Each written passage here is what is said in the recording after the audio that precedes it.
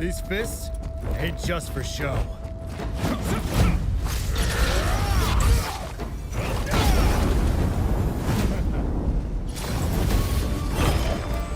Come on! Who's next?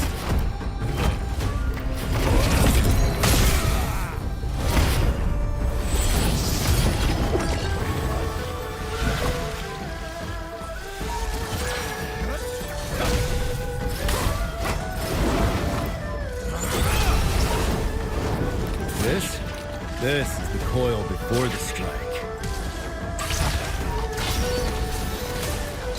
Let's settle the score. You'll want to get a close-up of this. Like the ivory serpent, I don't back down when it comes to family. You pick a fight with them, you pick a fight with me. Hometown hero coming through. Mom's fought for me since I was born. It's my turn now.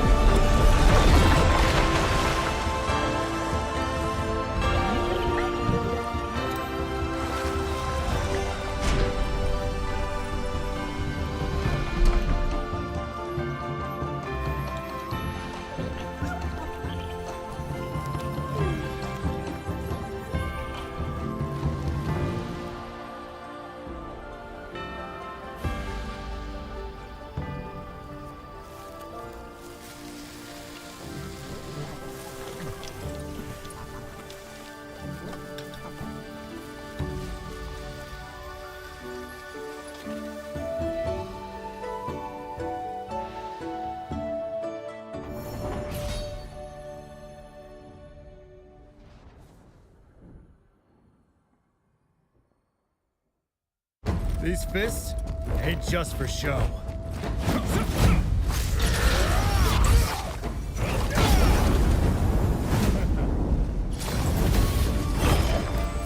Come on!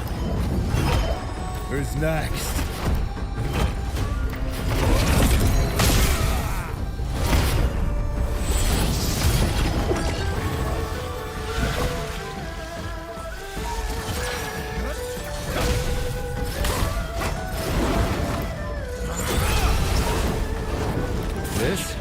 This is the coil before the strike. Let's settle the score. You'll want to get a close-up of this. Like the ivory serpent, I don't back down when it comes to family. You pick a fight with them, you pick a fight with me. Hometown hero coming through. Mom's fought for me since I was born. It's my turn now.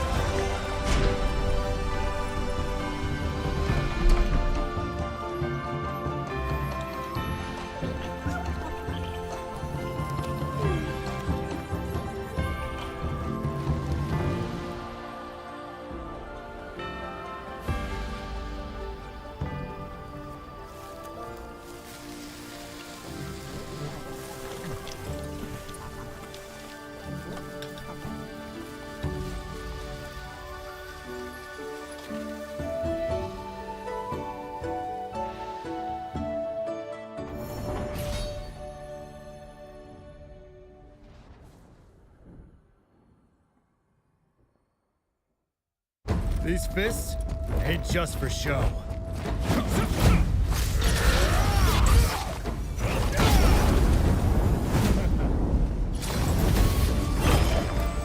Come on! Who's next?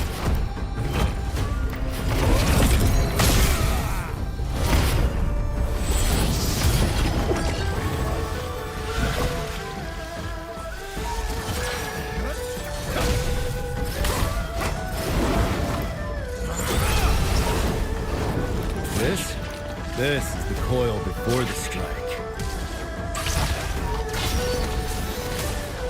Let's settle the score. You'll want to get a close-up of this. Like the ivory serpent, I don't back down when it comes to family. You pick a fight with them, you pick a fight with me. Hometown hero coming through. Mom's fought for me since I was born. It's my turn now.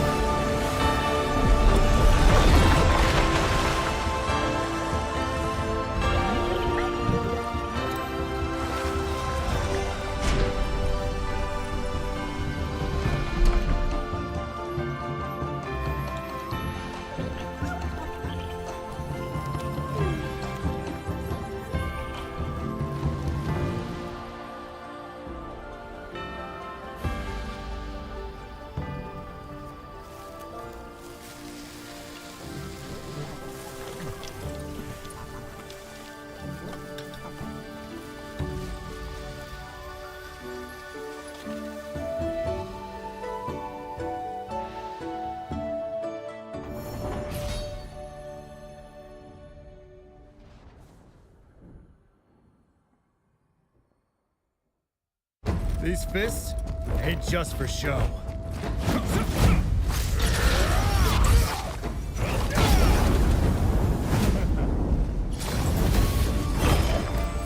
Come on! Who's next?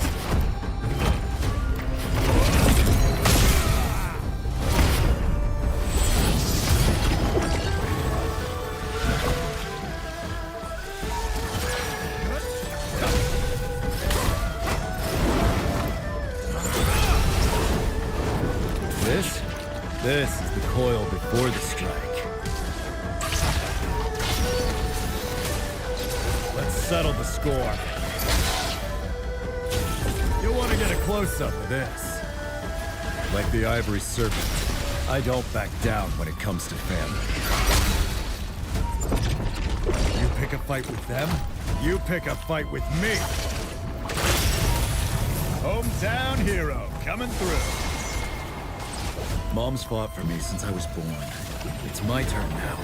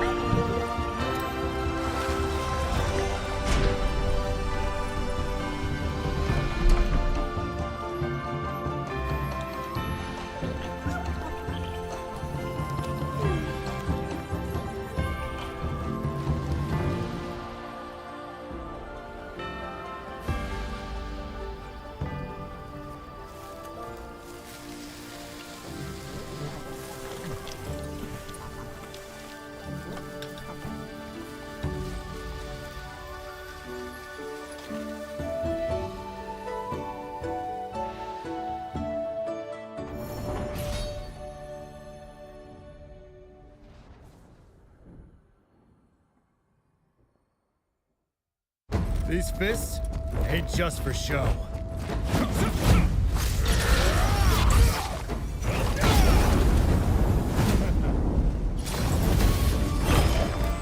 Come on! Who's next?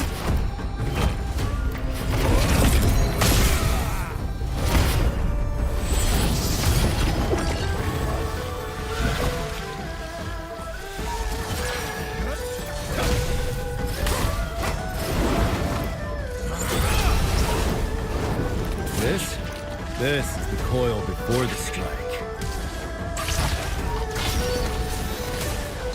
Let's settle the score. You'll want to get a close-up of this. Like the ivory serpent, I don't back down when it comes to family. You pick a fight with them, you pick a fight with me. Hometown hero coming through. Mom's fought for me since I was born. It's my turn now.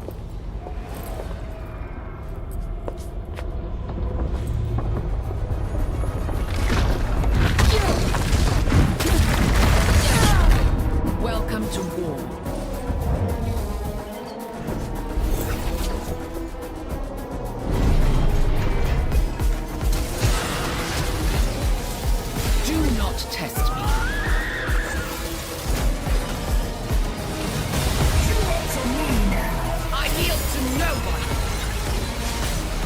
Watch this. Such senseless chaos, Jinx. I hardly felt a thing.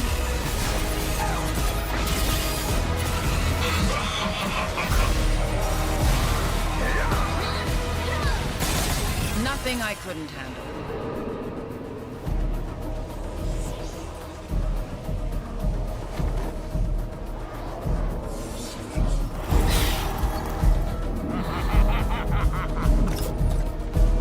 Oh, it is so on.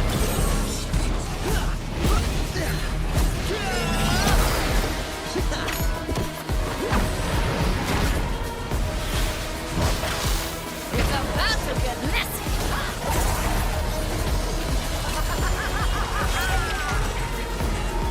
Let's dance.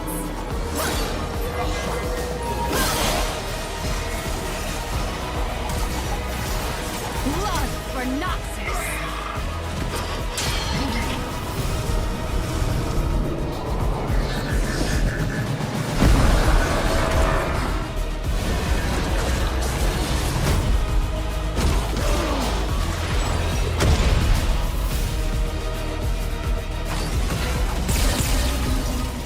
The wrath of Bamadana.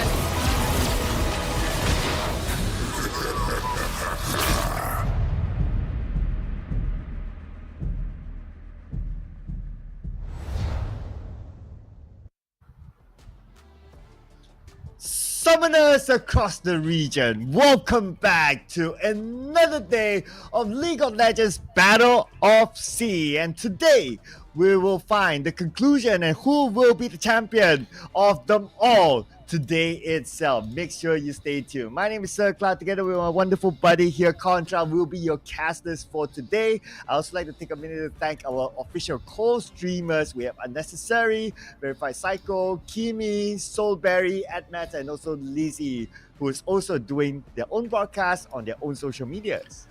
Yeah, and also thank you guys for tuning in so far. If you guys are joining from yesterday, you guys may have actually known some of the storylines of what's really going on. But if you guys are here for the very first time, of course, welcome home, as we also will welcome you to this Noxus patch, which has been exhilarating. As you can see, the tempo of matches have been super fast-paced with all of the latest additions, especially, you know, the impact of having Atakan, and also with those buffs coming from the Feats of Strength. It definitely supplements on teams who are willing to go the extra mile to play a little bit more aggressively. And of course, there's definitely a whole lot more to look forward to. But what are they fighting for? Definitely, there's a whole lot on the line. Not only the bragging rights as well as pride of their own respective region, there is also some whopping cash pools in store for all these players that have been participating here in the tournament. Yeah, there's so much on the line, right? Aside from the pride, aside from the rewards themselves, but also something to give back to the fans, because what I noticed that in the comment section yesterday, a lot of fans were rooting for their favorite team, so you want to give them something to cheer about as well. And we have funneled down to some of the best teams, I must say, right? Because yesterday we started off with a total of 8 different teams, but now we are slowly slicing it as they move through the bracket, through a double elimination. But just to remind everyone on who are the teams that are actually playing here, we will again reintroduce to you the teams that are competing in this tournament. So here they are. We present to you your teams for Battle of S.E.A. Like you said, we started with 8. Now there's only 4 teams left. Starting things up, we have from Thailand, it's Moorcrop Pixon, where it consists of Ruhas G, Zilnaster, Rozo, WRDZ, as well as Davion. And we've seen exceptional plays coming from Rozo as well as WRDZ. They are definitely a force to be reckoned with. I want to see Rozo on that Nico again.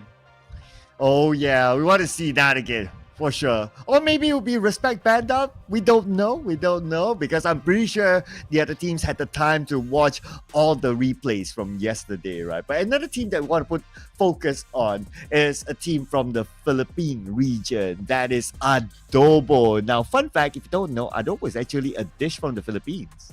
Oh, I have managed to try it for myself, and I absolutely love the dish, and they have not only been lovely to witness, we got some of the best creators from the Philippines on this team, as well as some ex-pros with Devour, Jillian, Yamada, Gotwell, and of course, the one and only Razzie Binks there to be the captain of the whole star-studded roster. So I'm definitely looking forward to actually see what they would be offering, because they are currently in the upper brackets, and later on they will face up against SGMY. Oh yeah, it's going to be a big match up there, and that's going to be our first match. But before we go on to our match, we still have to introduce the other teams that will be playing here, ladies and gentlemen. So introducing to you our next team from the Filipino region, Senegang. We have Kaigu, Rebenga, EXO, Mirmo, and Routes TV. Yeah, sinigang is definitely a dish that I have not really tried yet, but this has been pretty much the national dish. Some may actually say that, there's so many different variations that you can try out. But this squad is filled with ex-pro players. If you have watched in their early days of Manila Eagles, even up to the days of Leah, Mineski, and you name it, they have been sticking together for a very long time. If there's any form of players to watch, what we said from yesterday, Mermu, EXO, Kaigu, they've been hyper carries of the team. But Rocks has absolutely impressed us with some of all these exceptional support plays. So they definitely will be looking to claw their way out from the low bracket to maybe make a booking up against some of the teams up there in the finals. Yeah, this team did give us a very entertaining first match. In fact, they fought against the next team that we're going to introduce. Hailing from the Malaysian Singapore region, the team that is still in the upper bracket, we have We Are Back, represented by Blair, Caspiel, Nekodesu, Clayax, Filia, and Sagi. And they have looked to be the cleanest amongst the rest so far, at least from what we see on paper, where this roster consists of mainly XM9 players. And also from Singapore, you saw how well Nekodesu as well as Blair played on these solo lanes. They have been able to not only hold their own, but to really make a statement that they are some of the best players in this server at the moment. You go to your solo queue, challengers queue, and you probably bump into some of these guys, but I'm nowhere near challenger, so I don't have to worry about that. But of course, there's a whole lot on the line as they are all fighting for those hefty sum of money on top of being crowned as the champions and the heir of Noxus. Oh yeah, they'll be fighting for a prize pool of 10,000 US dollars, where the champion will take home 2,000 US dollars. Second place, 1,600 US dollars. Third place, 1,400 US dollars. Fourth place, 1,200 US dollars. Fifth and sixth will be 1,000 US dollars, and seven and eight will be 900 US dollars. Basically, everybody will be taking home a share of the prize pool. But why settle for less? Of course, you want to go for the championship and take home the best prize pool possible. Sure enough, and for today's rounds, we're already down to the top four. So at the bare minimum, some of these guys will be walking away with 1,200 USD. That's still a whole lot, but definitely they're eyeing to be the champions of the tournament so far. But, at least with their participation, whether if they finish 8th, they still walk away with a decent sum. So that's, of course, as a token of appreciating them for being playing such a big part of the community. So that being said, of course, we'll be rolling into our schedule of what comes next as we take a look into the brackets to see how's their journey like so far. And over on that upper bracket, Adobo has been able to take down T1 Paidu and Corporate Slave from Indonesia in order to make a meeting with We Are Back, and this will be our very first match. Yes, simultaneously, Mokro Brixot and Senegal will be playing against each other when match 12 is being played, so that will not be on our broadcast. If you'd like to watch that, you can head over to the Indonesian broadcast, but we do appreciate your presence here in the English broadcast, of course. And then we'll be watching who's in match 13, and of course the grand finals as well. Now, in the grand finals, it will be a best of 3 series. In case you're wondering, will there be any fearless draft in the grand finals? No, there will not be any fearless draft. So all the champions are open to be picked by the time. Yeah, I would definitely love to be able to cast matches with fearless draft. And then we'll also have to always remember which champions have to be picked as well as not. So I guess that could be maybe something for us to figure out maybe down the line if we did get those kind of opportunities. But, at least all these creators as well as all these ex-pros, they don't really have to worry for too much more in that than to pick, either their favorite champions or what they feel most comfortable with moving into all these upcoming games. So that being said, at least the ones in the upper bracket right now, both Adobo as well as We Are Back, they still have a form of lifeline where one of them will proceed to the grand finals directly by winning this best of one, or else they will have to try again later on the lower bracket. Oh yeah, so this is still the upper bracket match. It is not an elimination match. Whatever happens to your favorite team, whichever team that you're supporting, don't worry. There's still a chance that you will see them again in the grand finals. But of course, whoever loses will need to grind through the lower bracket. And we all know how scary the lower bracket is. And just to highlight a little bit on our next team here, Senegal. So they were the team that actually took out the team that had what the Jazz in the first match, and we have not had them on our broadcast yet. So it will be interesting to see what sort of tricks can they pull up their sleeves. Yeah, and also not forgetting Moonkrop Pixot, which have been eliminated in Lloyd Styles' roster, which, we expected a whole lot coming in from Lloyd, the man, the myth, the legend, who's been to Worlds. And, we saw what actually unfolded. It seems like MKPS, after being taken down by We Are Back to be knocked out to the lower bracket, fire has ignited with this roster, and I feel like they are starting to show what they're really made of. So they're all the gloves are off. They're not holding back. So whether it's the upper bracket or lower bracket, I think that it's going to be a great match. And for those who are thinking, okay, how do we actually tune into the Senegal match and MKPS?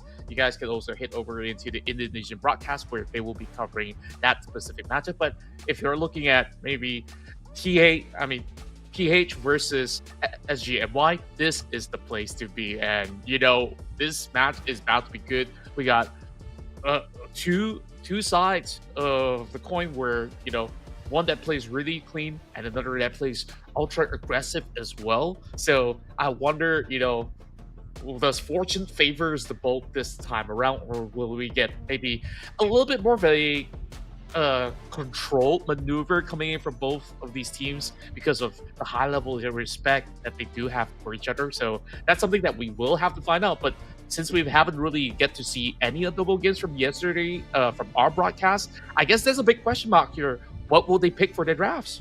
Oh yeah, I mean, it's a big question mark. So that's for the teams to do their homework, right? So let's see what kind of counter draft maybe, or what kind of respect them will they pull off. But if we were to summarize what we saw from We Are Back.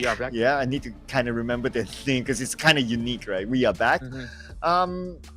They showed us two different playstyles. Like in the first game, the playstyle was very chill. There weren't many kills. They probably only had like one kill for the first 10 to 15 minutes or so before they start to gain momentum against their opponent. But on their second match, they had a lot of kills. They were very active across the map. They were roaming around and they took pick off after pick off after pick off, and they did not allow any space for their opponent to breathe. But let's see what's going to happen coming up next. Before we go on to that, of course, we're going to check out what's going to be their draft for their game. Ooh, we're already looking at a very big shakeup right now with the bans onto Gwen, Poppy, as well as Rumble. A lot of all these picks are very prevalent over on top lane to make way for this Ambessa that's being picked by Blair. So, very strong opening. Meanwhile, on Adobo, we finally get to see Viego in action. So, well, the Ruined King has arrived, but how much impact will it actually bring to the table? Galio being banned out, no Jace, no Aurora. Meanwhile, I feel like We Are Back, they still have to fall back to something that is rather comfortable. And Clay X so far has not shied away from that Kalista pick in every single match that they played. I do wonder if we'll see the Victor though. The Victor was a hot pick on our broadcast yesterday, but the results were kind of 50-50. So I wouldn't be too surprised if the Victor is just totally ignored for this round. We did talk about the potential of banning our Victor, giving the respect ban to the champion itself, but we saw that there's a way to counter the Victor, especially on the early game. So I wouldn't be too surprised that, the Victor is being picked. There you go. It's still a hot pick in our tournament. Yeah. Let's go. Yeah, so long as it's open up, it's too hard to pass. Like it's too good of a pick. Where Victor does just about everything that a mage requires over mid lane. So it does definitely require a level of skill to pilot it perfectly.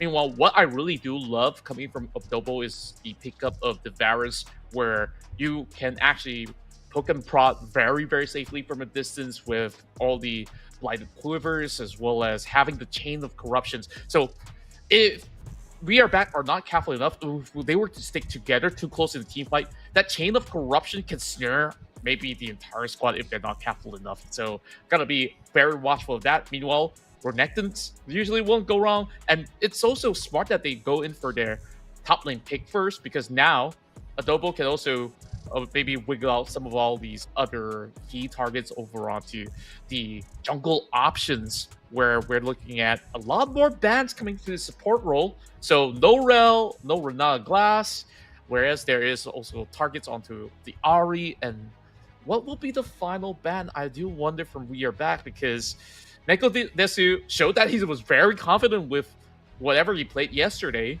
and it seems like they would be more interested in negating even more support. So what form of supports will they go in? Are they going to go for this time? Well, if it's cheeky ones, probably a Lulu. Now, Lulu played well yesterday, but speaking of a support, we're going to get the Lux in the lineup. Ooh, very balanced lineup between the both sides, if you ask me at this point. Looking at Adobo, since they have picked 4 champions, you have the Lux, who has a lot of CC in it, and then you have the Renekton, who's able to go in and out of fights, especially with the slice and dice, can go to the back line. And of course, you have the Varus that's able to deal damage from afar. Pretty similar with what We Are Back, what they're doing right now. But we did see a very good Braum yesterday, and he will be the frontline man for We Are Back. That's right. Philia has always been putting himself first all the way up in the front so that he could just bring up those shields and block anything shot his way. Well, if you guys are ever wondering why is there no Mel to be picked up, that's because in the tournament, Mel is not available to be picked throughout the entire course.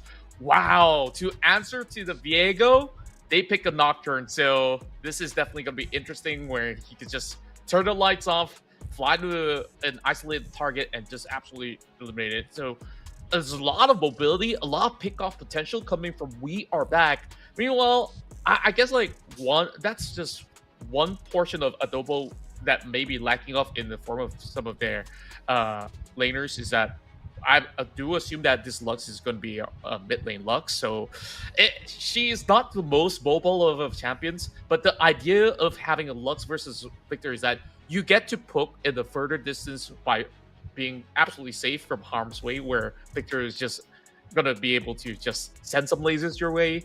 Other than that, that Victor's not going to be a big threat to the Lux from what I see, but they have to definitely be worried of what Caspiel can do in this match. Yeah, I really like the final pick by We Are Back, right? Because I believe that's an answer to the Lux. Because you don't want to have Lux having all the space to just throw all the spells from behind, especially when there's a lot of CC involved and there's also burst damage. Lux is a good mix. But one thing about Lux, typical mage, typical mid, it's very soft, but you must be able to get to the backline. And now they have 2 options for We Are Back to actually do that. So maybe one can focus on to getting the Varus, and one focus on getting Lux, or maybe both of them just deal with the Lux. Okay, Lux is the priority target. You take Lux out, you open up the fight for everyone else. And I do see that that's what We Are Back is going to do. Perhaps that will be the utmost case, where there's also bigger threats to worry about. When you take a look at Adobo, Devour is going to play a very big impact in this match. And sometimes, in recent shape of the patches, Viego is in a really solid spot because of how mobile he is. He can just cut across the map, and is a champion that snowballs very, very well into the game, where if you get one kill in any of these team fights, you can just transform into that SEA champion, and then you just absolutely take over that fight, where you just have plenty of sustain to go with. And I guess Razzie on that Renekton, he's definitely going to have a decent time dueling with the Ambessa until level 6, where we really got to see how is Blair gonna fare on this matchup up against this Renekton, because this is really down to a skill matchup where you have to punish some of these timing windows. So top lane once again looking rather interesting on how it could go.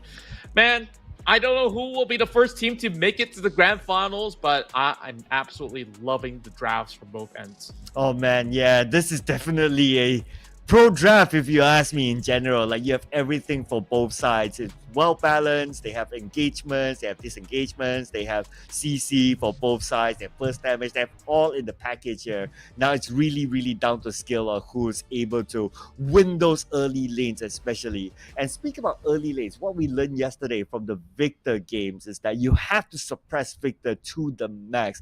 And if they fail, we did see Neko's Victor yesterday and he got a godlike, so you don't want to let him go wild.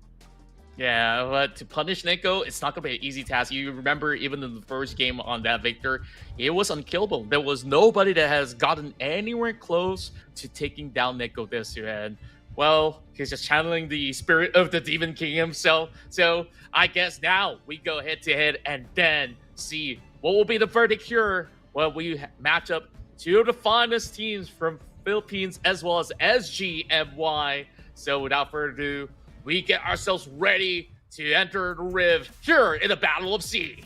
Oh man, I can't wait for this. No, it's an upper bracket, but it feels like a grand final match. I mean, this is a really stacked lineup by both sides. I do have one wonder though. I wonder if we'll see Sagi being played in the lineup for We Are Back at any point of time. Maybe he's the secret weapon in the grand final. So, ladies and gentlemen, gotta stay tuned for that. But nevertheless, we are going to jump out there. This is We Are Back versus Adobo. Adobo's already looking for a smooth invade, but there's not going to be any members manning any entrances coming into the blue side of We Are Back, it seems. Well, actually, I got it mixed up. It's actually WAB that he actually goes in for the invade. But over onto the Tri-Brush, though, there's going to be Yamada that's going to be holding on to that. No vision whatsoever. Meanwhile, just very stock standard stuff that we're looking at from Adobo, as that Viego will be starting off from the Raptors camp instead. And this is what I'm talking about. You just level up the E coming from the Lux so that you could just get those long-range pokes. But speaking of pokes, Neko's like, okay, you want to walk up? I'm going to give you a little taste of what I can offer. Yeah, that's a good first poke right by Neko. Look at the Lux immediately retreating.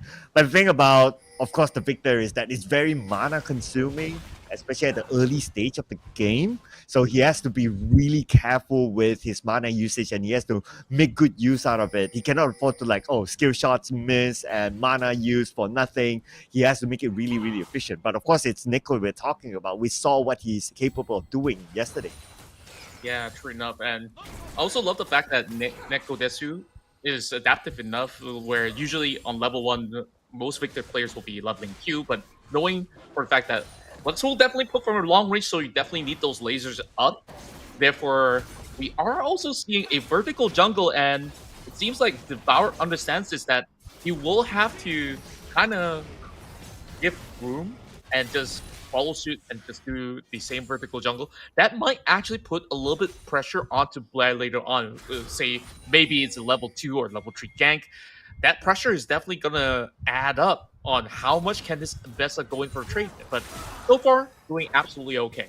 Yeah, he probably saw the rotation earlier on at the bottom lane. That's what gave him the signal to okay, let's get into the vertical jungle and at the same time plant a ward. Why not, right? While you are swimming, you drink water. Well, that's what we say in Malaysia at least. Okay. But I guess Malaysians would get what I'm saying. You don't want to drink too much water, though, especially if you're swimming in the ocean. Oh. Well, the sea can be salty, they say, at least. Anyways, so far everyone's having a decent time, but look at those pokes. Neko has been absolutely safe from any form of pokes at all, and they're looking for a stun. Philia managing to go in for the stacks as they aim to Aspect, but it's just small exchanges that we're expecting here. Oh, Razzie though. Oh, this could be a big one, but nah. I guess it's just more poking with each other. And if you kind of think about it, right, the matchup for the top lane is probably the stackest matchup among all the other lanes. Absolutely. It's really down to looking at the timing windows. Whoever uses like their spells first, you will know that there's going to be high cooldowns. And for the matter of fact is that both top laners are not mana users. So they can stay there all they want so long as they have just about enough health. Level 6 is where the real brawl begins on any of these lanes. Meanwhile, I think like PP Monster definitely holding up absolutely fine against Neko Desu. If you were to look at the challenge leaderboard, Neko is within the top 3. I'm not too sure about today. You know, the rank ladder always changes on how many games they play. But Caspiel's looking for something. He probably played a couple of games because he has to be here. But look at what's happening in the middle. We might see the first blood. And one last hit. It's left for Neko. Nice rotation to allow Neko to get that first blood. But top, well, both sides still poking. But again, you allow Neko that space in the middle. In fact, you gave him the first blood. Yeah, it's just if we actually get to see the replay, you can watch how crazy that play actually was from Caspiel. Like, usually you will expect junglers to respect that turret in these early levels, but Caspiel eventually gets the price to be paid for since he got picked off by Devoured. Yeah, it was a great rotation there, not gonna lie. And it's still a fast-paced rotation. It feels like the second game yesterday that they are applying to this game, rather than like the first game yesterday where they played a very, very slow-paced game, not going for much pickoffs until like the 15-minute onward. So we're gonna see a similar pace, at least as a starter for We Are Back. Yeah, true enough. And, you know, that's the thing about vertical jungling. Your timing must be perfect to know which camps of yours is actually online and which camps will be down from the enemy side as well. So they will really have to look at the timing windows perfectly. Caspiel, since he was kind of eliminated by Devoured, so he does not really get that access into this initial Cloud Drake. So some of the members of Adobo, they will definitely have a decent start here, especially with that movement speed buff that they're getting from that cloud. It'll be definitely giving them a little bit more wiggle room to either, you know, juke some of all these skill shots or so. So it definitely supplements. But we're looking at Caspiel. He's also going to do the same, and who will be working on that growth. But will there be a challenge? Probably not so much. Caspiel should be maybe clearing it quick enough. Yeah, don't see a challenge here. But with the Cloud Drake, yeah, if they are able to make good use out of the movement speed, making those rotations, trying to go for gangs, that would be really, really good. I guess that's what they have in mind, but right now the only thing is that they're not at level 6 yet. Level 6, we're probably going to see a little bit more of that. So I guess with that advantage, if they don't make good use out of it, it's a bit of a waste. Sure enough, but for now, things are still looking to be very well balanced. If there's going to be that couple of extra goals, probably from Neko Desu on the first blood and the extra farm that he does get alongside with it.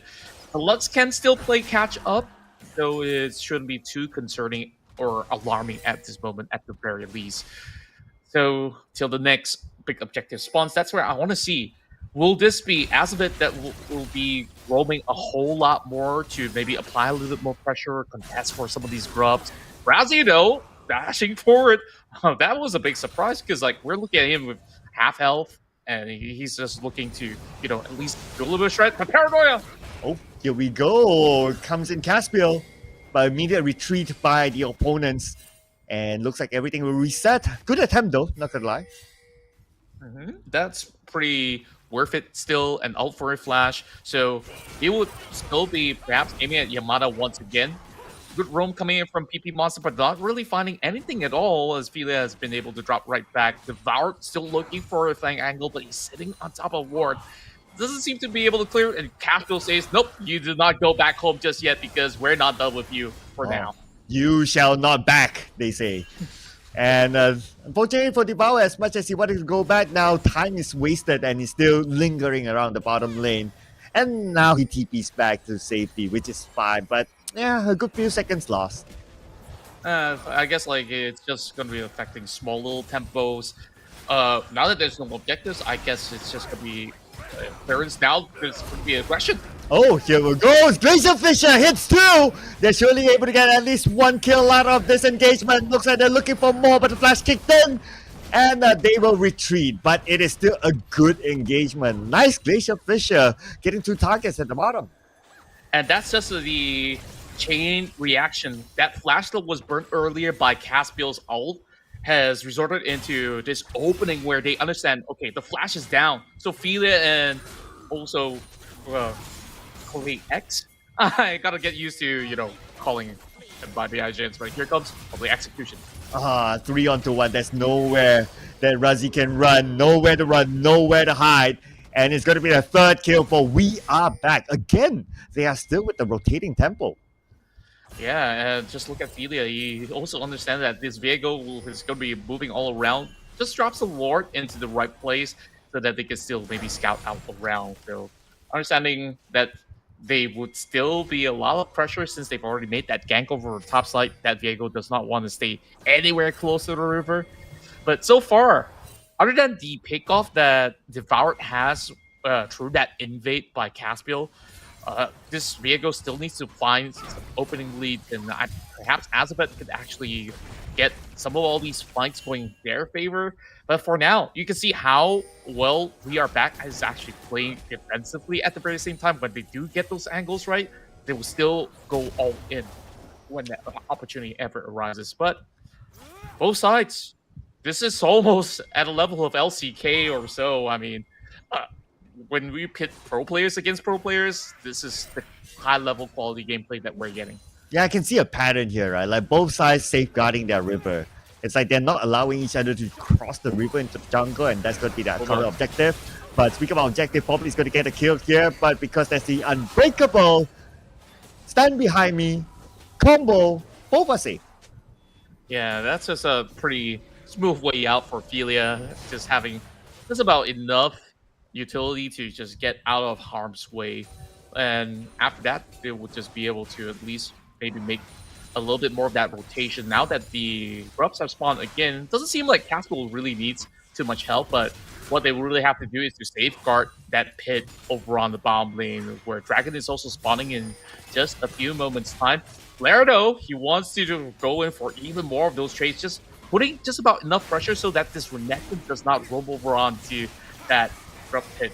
So Devoured, he knows that, okay, they're working on that Grubs, we can take this one for free. Ooh, and Philia does have the Glacier Fisher though. So he might go in a little bit too late, but if he's able to get a kill, then it's going to be worthwhile still. But looks like the kill will not happen though. 2 different fights happening at the same time, and now they'll engage onto the bottom lane. Unbreakable is up, but they will disengage for now. Yeah, that was clean enough of a take. Devoured using the Heartbreaker to get out, but Caspiel... Oh, mid-fight. Oh, man, that was a slick quickness move to get away to safety. But this could be a counter engage coming in from Adobo. Though Azabeth, he's pretty low on health. I'm not sure if he wants to stay there. Right now, we see a flash coming in. Yamada goes back to safety. Nobody went down. Yeah, that looks so risky on both sides of the equation, where if they overcommitted, they could still kind of be punished, but thankfully, there was just about enough wiggle room. You saw Kleex was slowly approaching, waiting for that medium wave to crash so that he has enough room to cross. And if they were to stay any longer, this Callista is going to be funneled with a couple of kills. Caspiel playing a very dangerous game here, trying to take the blue buff away. Devoured is here, so I don't think he's got much of a chance, but oh, he spites it! He stole it instead. Oh, okay. He was ready for it. All right. He saved it for the right moment. Nice sneaky move there by Caspiel, and that gave them a little bit more advantage. Speaking of advantage, right now, We Are Back. They are ahead by 3k gold. Yeah, it's all these small little compounding interests, as you can see. Each side of the lane is having a little bit of that CS deficit, which, just adds up for a little bit of that gold difference and some form of all those punishments that they've had in the early stage of the game. I would still say it's not at a worrying state at the very least. As we look into the itemization, it's also interesting to note that, okay, in the form of items, Lux is going for maybe a little bit more of a sustainable build instead of going for the typical Luden's Tempest with a little bit more burstiness, where you also have to consider that you want a little bit more of those HP burn effects to be on board as well. It seems like Adobo is definitely looking for a catch, but the members of We Are Back, he evidently has been very, very slippery. And I'm also looking at the fact that the bottom lane is still not done by We Are Back. Honestly, I felt that is a bit of a surprise because they have been dominating the bottom lane for the longest time. In fact, some of the rotations force Adobo back, but still they're not able to get on the third again. Oh. But they might take down this player here, and looks like no. Not at all. Heartbreaker so far has been used to escape for most part, but it's all down to Razbings. 1 versus 3. Nowhere to go. Underneath the turret is not going to save him, and that's how they will secure the 5th kill in this round. Clean takes overall. I guess like Devour was actually plotting something over the top side, but after scouting him out, you saw that big collapse as well. Neko initiated as a Victor, invading the jungle because he knows very well that Casper will come in with backup, and that paranoia was put to good use. Now looking at the mid, we see Devour coming in, but looks like Neko felt something, so immediately backed off. But speaking about Neko, right? Again, it's going to be the same pattern. Like, they don't really have an answer on how to suppress Neko. Yeah, I think like that's the thing. He's always keep himself within a safe distance from his enemies, and at the very same time, you saw the confidence in how he actually plays things out. Devour now going for the invade, tries to yoink away these Raptors. He managed to eventually take the big Raptor, but here comes. Oh, Glacial Fisher comes in from the side. Beautifully done. Unbreakable to block a bit more damage, but now the chase is happening, but yet the chase is just a chase. And for the final spark, they will shoo away their opponents. Oh, but they're not done yet. They will try to invade the jungle from the other side, but no clear targets. No clear targets at all, but it does open all that room for them to secure a Drake of their own. Adobo so far has got 2 epic monsters at the very least on their hand. They definitely want to consider getting this for the extra feat of strength. Meanwhile, the feats of takedown, if that's what they actually call it, then We Are Back has already gotten at least that point. And now with the turret going down, it seems like We Are Back, they will achieve that feat of strength to be able to upgrade those boots later on. And they're about 50% to getting the mid turret as well. If they get the mid turret, they took the bottom turret, the bottom jungle is open. Speak about open, Grandpa Step. Don't put yourself in an open position. Good thing is that they don't seem to be interested to engage into the Embracer. Yeah, overall, they've been playing a very cautious game, but eventually somebody has got to find that opening in order to eventually cause a little bit more chaos on the side of We Are Back. And speaking of which, Devour going in at the right time as he's sneaking out for that Nocturne. Here comes onto Caspiel. Caspiel, he's alone though. His teammates are quite far away. All in onto Caspiel. Caspiel just dives in. He knows that he's not going to be able to escape anyway. Might as well deal a bit of damage, soak up a bit of their skill so that the counter engagement can happen. And that's exactly what's happening right now. Nicodeso arrives at the moment he does. He will have to secure another kill. Beautiful counter engage. It's a 1-for-1 trade with Dragon open for We Are Back. Yeah, that was well worth it. Even despite Devour still being alive, you can see that they have already gotten just enough space for them to still secure the Drake without the presence of Caspiel. So, jungler for an 80, you can consider that worth it any form of day. And not only that, they seem to be able to get the mid turret. Okay, Nicodeso is very close to it. One more wave and they should be able to get the mid turret. But then again, the Lux is there though to guard down the mid turret. You don't want to let go of the mid turret that easy. Not at all. The Rift Herald is also online. That's why they will have to put some pressure over here. Delia in trouble. Yeah, Philia's not the target that they wanted, though he's about 50% of health. Pops out the Glacier Fisher, gets one target, but the counter engage will not happen. Nicodesu backs out. Perfect execution with the Spinal Spark, seeing that Philia was low enough, and there was honestly not much room for them to actually wiggle around. Caspiel's looking to pull the Herald, but Jelly's a little shy to say hi. But eventually he'll try to, once again, solo it. So 6-3. Still pretty much manageable for Adobo. They're not too far behind. You saw how they managed to go in for those pickoffs. They got a reenact those similar scenes, but they also have to pay attention not to be funneled into some of these choke points. The only reason why they managed to pick off Yamada is because they kind of overcommitted onto catching Caspiel, and I guess like once the rest of We Are Back has responded, we saw it could have been a worse situation for Adobo. I like how when you mention the word reenact, we're immediately shown reenacton. Okay, never mind. Right, it's a dad joke. I just came from a I like party it, with a I lot like of it. dads. Oh, I hope it was a good party at least. Oh, it was a good one though. But we got a show to do, and they've got a match to entertain us with, where we might see a fight here in the middle. A lot of pressure onto Adobo, but We Are Back. But they are not putting in the big commitment yet. Yeah, at least they managed to get Shelly to work overtime for a little bit. Final Spark actually securing it back for Adobo, and that's all that they actually have to do. But typically, they have given a little bit more of that space for We Are Back to take over control over a red top side. Neko just putting enough. Look at that damage. It's almost absurd of what Neko is doing so far. 3-0 on this Victor. Oh, and if you gotta think about it, Victor, or well, to be exact, Neko, over the past 3 games, including this one, he actually has not died a single death at all. Now Like, that it's a you mention perfect it, game for that's him. pretty true. He's almost invincible at this rate. And if there's any form of ideas of playing a perfect match as a mid laner, I think like you guys could maybe go to the client, spectate any Neko Desu games if he's ever online. So that could be a way out. Meanwhile, Atakan firmly access, but that's not the target they want. They want their hands on Step. Oh, all in onto Grandpa Step though. Underneath the turret, it's not gonna help him. No trades at all. They will all escape.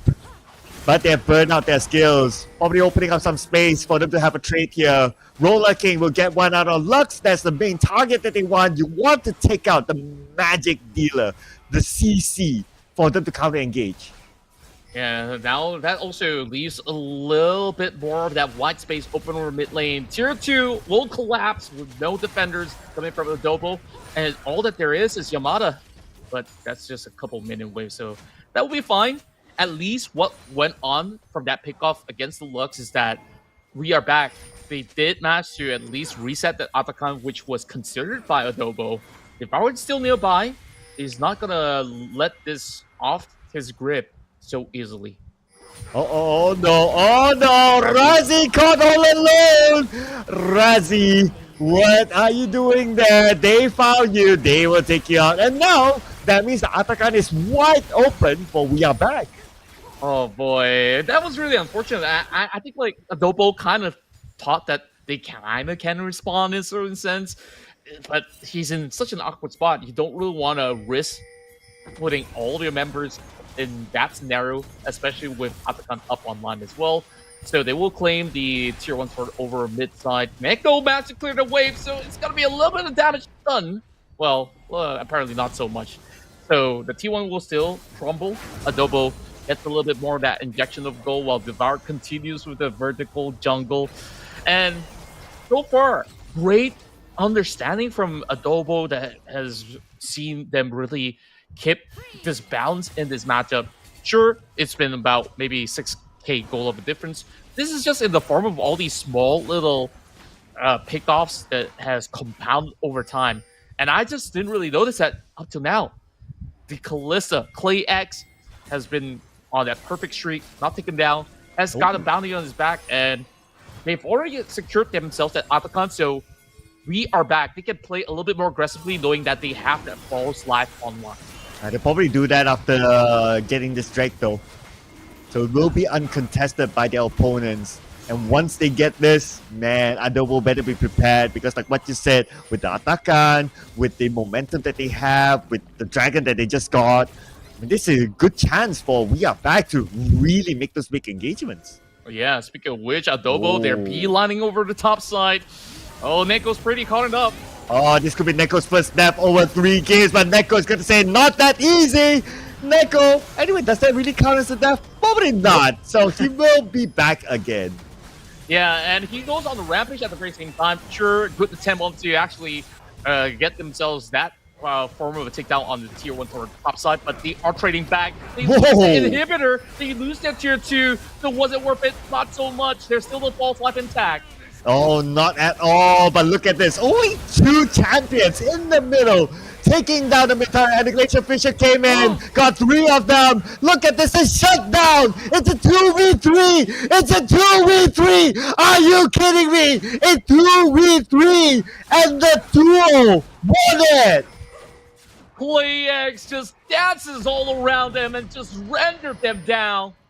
My, Mr. Roller King is on fire. Also, thanks, Ophelia. You mentioned that Glacial Fisher hits onto all 3 members, and PlayX, the first usual thought of any marksman is like, okay, this is my time to back away. He says, no, go forward, and I'll show them what I'm made of. Oh man, this is insane, right? It's a 2v3 inside of their own base, pretty much inside. And yet still, We Are Back is able to get 2 kills out of that. That is how insane it is. But let's see if they can get anything more out of this. Looks like grand entrance by Azavet to scout out where We Are Back is at. He got the info, but he doesn't have the manpower. Not so much. Where there is going to be maybe a little bit more of that vision control game. If you take a look at the top left side of the map, it's lighted up like a Christmas tree right now. It's going to make things a lot harder for Adobo to cross anywhere close to the Baron pit if they ever want to consider Baron. So they will be playing over the bottom side. Paranoia though. Oh, here comes. Oh, man. Look at that. That is top tier skill, people. I've never thought that you could play that blast cone so perfectly. Caspiel with those 200 IQ plays. Blast cone that looks all the way to his teammate. We gotta see a replay if we can get that. Where it's a rare occasion, but you see, they don't even really need too much help over on the Baron. They secure it without any form of retaliation. Therefore, the rest of the double doing whatever they can. They want to at least secure that tier 1 turret, get a little bit more gold, finish some items, and then go back to base to defend this up against Neko. Somebody better clip that blast cone move. That was insane. That was 5 million IQ gameplay there, man, to secure that kill. And because of that kill, now they have the momentum to push on the top lane. They will take down the turret. They might look for the next target. So the players of Adobo, they have to back off right now. Not sure if they can truly engage though, but the pressure is really high onto them. But they will still engage anyway. The final spot will come in from behind, putting a lot of pressure, putting a lot of damage onto Grandpa Step, forcing to back off. But yet again, Yamada is still able to get 1 kill, but it does not matter when Neko comes in with the double kill, make that a triple kill. What does it take to stop Neko Desu? Maybe this could be the answer. Anyway, Neko Desu is not alone. He has his teammate. Rotar is there. Casper is there. They will chase them all the way to the back. And this is the moment for We Are Back to be our first grand finalist.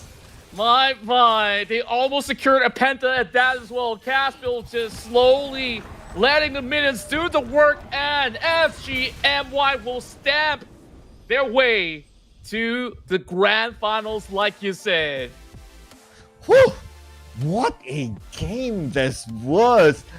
All those big brain plays, the technical skills, everything is just perfect for We Are Back. And for the record, Neko is still the unkillable Neko King. That's right, and overall, this is a cat with more than 9 lives. I feel like 1 life is more than good enough for this cat because overall, there's not been any deaths. That was a quadra. They were diving into the fountain trying to look for that penta as well, but you know, PP Monster has already got that Zanya's up anyway, so that is going to be denied. A little bummer, but I would love to see a rematch if that there's ever a chance because Adobo, sure, they gave away maybe some small little leads here and there in that early game. It wasn't so costly at first. We have never really seen maybe a composition out of Adobo that is a little bit more team fight oriented, but that was a hot game. Oh, that was absolutely. I'm sweating buckets right here. Like, I have to turn up the AC at some point. But yeah, the games were just so interesting, so fast, so hard that I didn't have time to reach out to my remote. But that was a game. That was a treat for all you League of Legends fans out there who miss watching your favorite pro players playing. That is a treat for all you out there. That's right. And there were a lot of stylish moves. Caspiel with the paranoia into the blast cone. That is a good use of the blast cone in that scenario. And it was within a split second as well. Like, maybe he notices, okay, this guy kind of flashed. Like, we got to do something about it. The guy just got yeeted back into the mid lane. It's like, how did he end up here? It's like, man, I tried. I did my best. What can you really do in that scenario? You're just helpless. I know, right? And whoever who was a mid lane is like, wait, you're back. Okay, that's a free kill. But yeah, Caspiel, oh man, honestly, everyone played their role so perfectly. It's hard to award an MVP. I mean, it's easy to award Nico, but then again, everyone played their role. But you know what? We still have more games to come, and Adobo is not out yet because they'll be playing a lower bracket match next. Stay tuned, ladies and gentlemen, as we head for a break. We'll see you guys in a bit for the following match.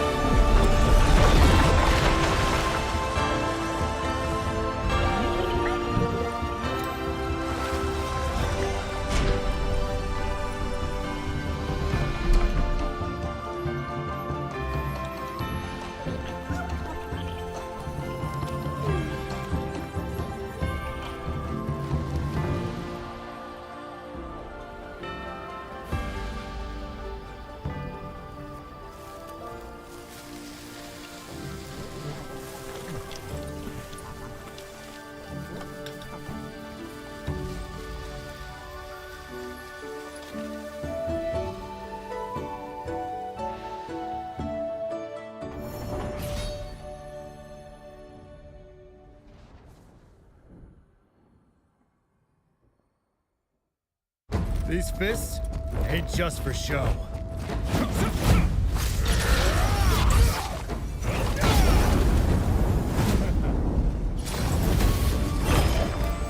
Come on! Who's next?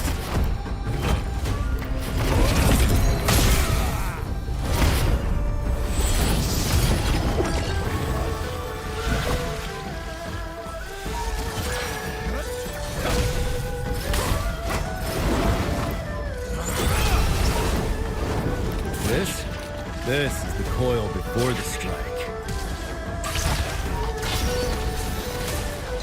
Let's settle the score. You'll want to get a close-up of this. Like the ivory serpent, I don't back down when it comes to family. You pick a fight with them, you pick a fight with me. Hometown hero coming through. Mom's fought for me since I was born. It's my turn now.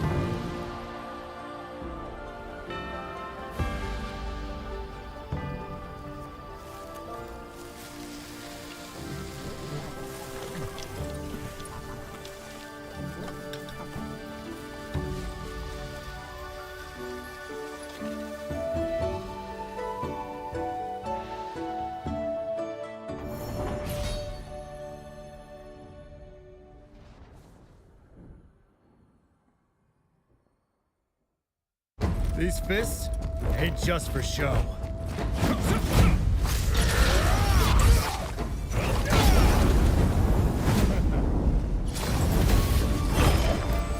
Come on!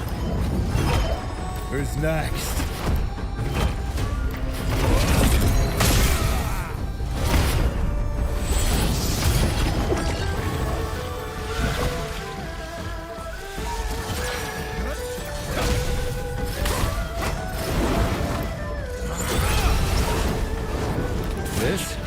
This is the coil before the strike. Let's settle the score. You'll want to get a close-up of this. Like the ivory serpent, I don't back down when it comes to family. You pick a fight with them, you pick a fight with me. Hometown hero coming through. Mom's fought for me since I was born. It's my turn now.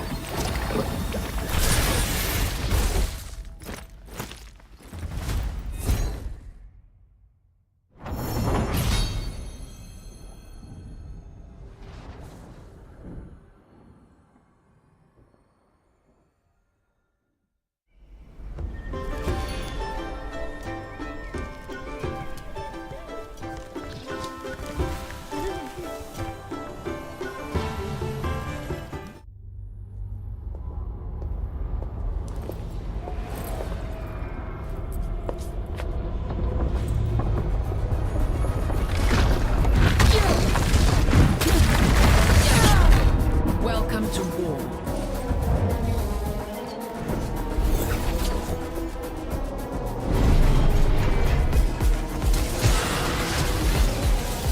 Do not test me.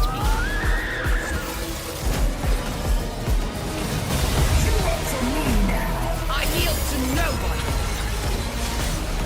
What's this? Such senseless chaos, Jinx. I hardly felt a thing.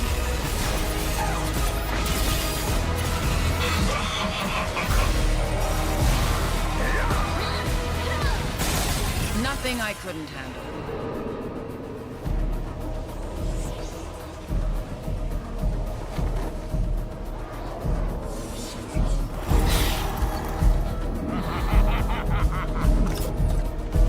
Oh, it is so on.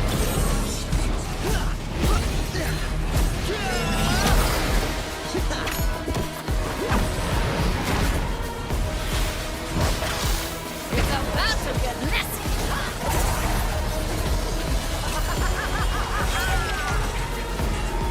Let's dance.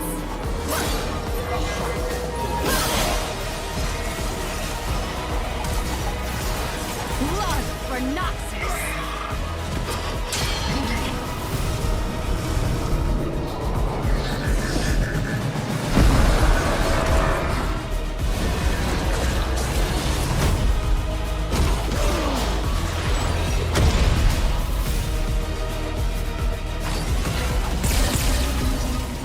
The wrath of Adobo.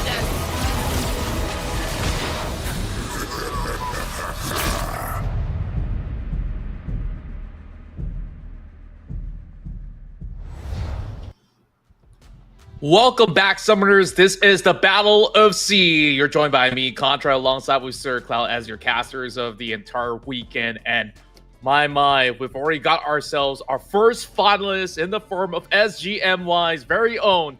We are back. And now we go down to the low brackets, and it's all a Filipino warfare that will happen here as we got Adobo versus Sinigang. Ooh, which will be the better Filipino dish? It will be settled in this match. And in this match, it will be a lower bracket match. So unfortunately, the team that loses will be eliminated. But the team who wins will move into the grand finals, and they will meet again with We Are Back. That's right. Both sides, they definitely have at least a match with We Are Back. Earlier on, of course, we saw a very close matchup, and it was just unfortunate that Adobo kind of gave a couple of leads that kind of broke the camel's back. And Sinigang, initially when they were playing those early stages from the very first game, they were looking for this rematch, and I think that they're definitely very hungry. So let's take a look at the bracket to elaborate further their journey so far for both teams. Yes, and so far, both teams reach this stage. I mean, everyone's a winner, right? Nobody goes home empty-handed. But yet again, it is a competition. So if we were to recap their journey, Sinigang went through the lower bracket starting from match 10 when they were dropped down to the lower bracket by We Are Back. Surprise, surprise. And that was the first game on our broadcast yesterday. They went through fighting against corporate slaves and then Mukop Brick Sword, and now they are in the lower bracket finals up against Adobo. Adobo's journey started from the upper bracket. They won against T1 Fidel, which featured What the Jazz. Interesting. And they won against Corporate Slaves. Okay, I'm seeing a trend here. And then they meet with We Are Back to be sent down to the lower bracket. So now both teams are meeting in the lower bracket finals to decide which team has the better dish. Yeah, it's so hard to decide. Like, if you were to ask me flavor profile and all, yeah, there's significant differences and stuff like that. But these two teams, we have ex-pro players in the form of Synagogue, and then you have some of the best creators as well as ex-pros coming together in the form of Adobo, where they both offer very different style of play.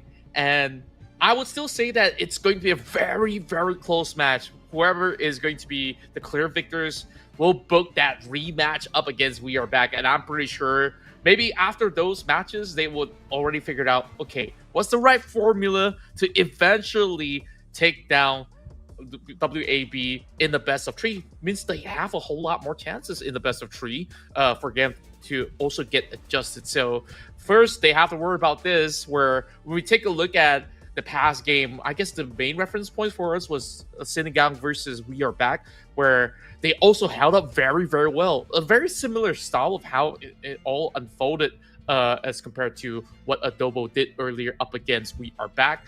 And maybe in the form of drafts, I would say that there's a lot more champion pools that they can actually go for coming in from the members of Synagogue at the very least. So I do think that could be their upper hand in this best of one.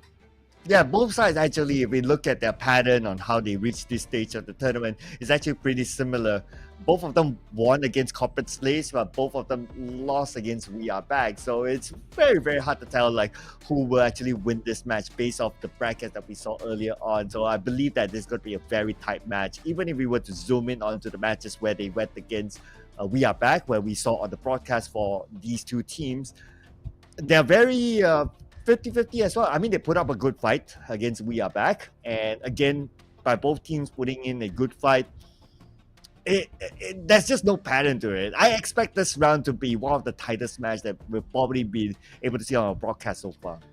Yeah, and only one Filipino team can actually make the cut to the grand finals. I'm very sure that they want to bring it all the way home, and only one of them can do so. So that being said, let's hit right into the picks and bans to see how the story unfolds. Right below where our cams are, we're getting ourselves a couple of stock standard bans that has been prevalent with Aurora as well as Jace that has never seen daylight throughout the course of the Battle of S.E.A so far. Yeah, even in LCK, it's one of the top picks. So no surprise that at this current meta, they are one of the top picks. So you just don't want to take that risk and allow your opponent to have it, especially when it's a best of one game. Now, the Victor is not banned out. We did talk about the Victor multiple times, and I do expect that we will see the Victor again. Perhaps so, where we have a lot of targeted bans into the jungle picks of Devoured. I guess it definitely takes one to know one, because Devoured used to compete in those professional circuits back in the Philippines as well. And Synagogue, they've been competing for years. So I guess like that's the main target focus that they want to go for. Adobo's going to start with something really, really safe, and therefore they go by the Corki pickup, which have also been used by Murmu previously. So it's kind of like you also negate one of the champion pools where they answer back by picking up the Ezreal, which I pretty much like, because you can kind of poke just like the Corki, but with a little bit more of a safer distance alongside with that extra dash. Yeah, and the True Shot Barrage long range kill is always very sexy.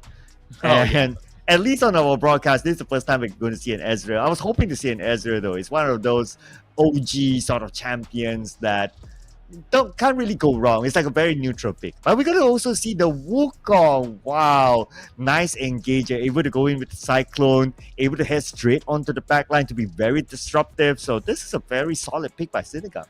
Yeah, and at the very same time, it is also very flexible, where you can still put it over top lane. So it's not really telling Adobo too much, but very likely than not, in recent metas, you often see Wukong to be played inside the jungle. Therefore, they're confident enough to at least devour, to at least secure their Hecarim, where it's a reliable form of engage when you could just have him dash into the entire squad. But I'm thinking, over the course of this battle, it's going to be a lot of focus on that early game, especially with the Zoe pickup. Jillian is gonna show us a little bit more of a 100-0 moment. Hopefully, we actually do get a lot of all these good pickoffs going in that sense. And to answer back, I believe the LeBlanc could also be a really good counter in that sense because it's not easy to actually catch the LeBlanc to begin with, where she could just easily distort away onto any position that she really wants to. So this will still be a very tricky situation over a mid lane on who really lands their skill shots first and foremost.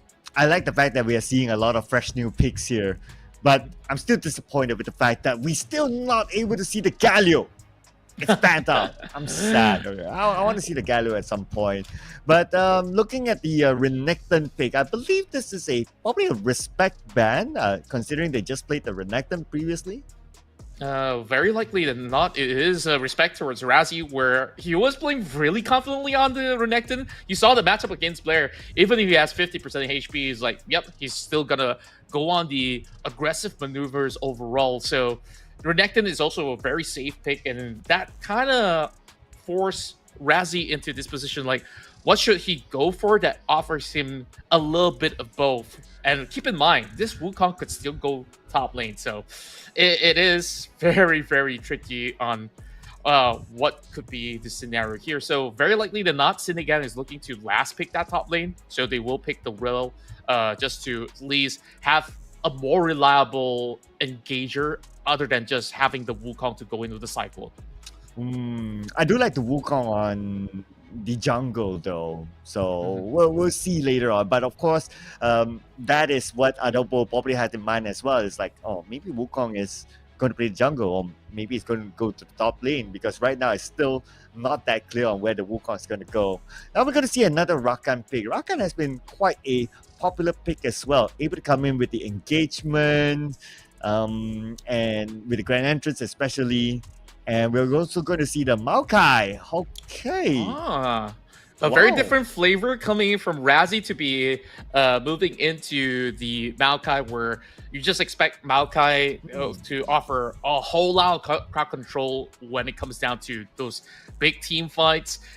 Early game, though, whether if you're matched up against a Wukong or some other champion that's about to be picked by Rocks right now, it will still be very tough to maybe survive those initial few rounds, but it's going to be a Vladimir. Okay, this is still going to be pretty dual manageable for the Maokai, so long as you stack more magic resistance into some of these fights. Since you already have a LeBlanc, now you're matching up against a Vladimir, I think this actually opens a little bit more of that wiggle room for this Maokai to still be able to sustain in the lane. Okay, so there's going to be a Wukong jungle for sure. And I do prefer the Wukong in the jungle because you want to give Wukong that flexibility to roam. If it's stuck at the top lane, then you won't get the best out of like using the Cyclone, going to the back line and making those engagements as early as possible. So having the Wukong and the jungle, I would say great pick there by Syndicate. Now for both sides have decent amount of engage. In fact, Adobo probably has a bit more, but you might not see the Maokai going around the map that early. So Rakan is probably going to do that. Is Rakan really going to babysit? Is a bottom laner? Might be a bit of maybe at the very, very beginning, but maybe 10 minutes onwards you start to go around. Yeah, exactly the case, because Corki essentially has a very safe kit and is told that when you put up against Ezreal, he's not going to eliminate you in one full swing of all these skill shots. So it is very, very manageable. I will expect the Rel to also go around roaming. Will we actually see lane swaps happening? Maybe it could be the case as well.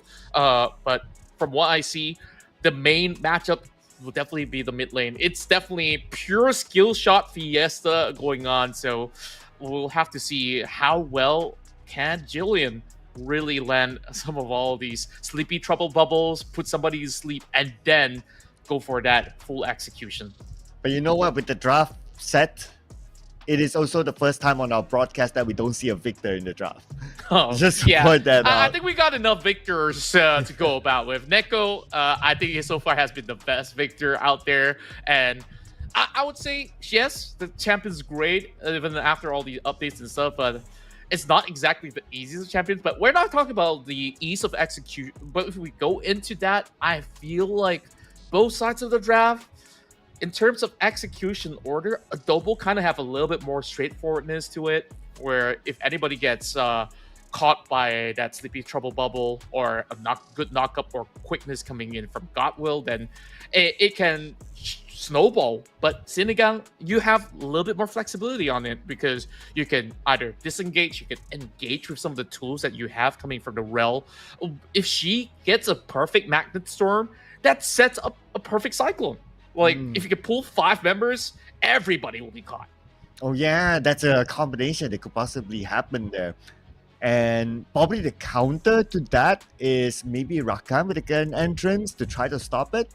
Or maybe even the Maokai. But then again, of course, it's really down to like timing and where everybody is at. And there's so many factors to it, right? But for me, looking at it, I see that both sides, they are quite balanced with each other. Everyone has their own engagements and so on and so forth. But if it was you, like, which draft would you like a bit more?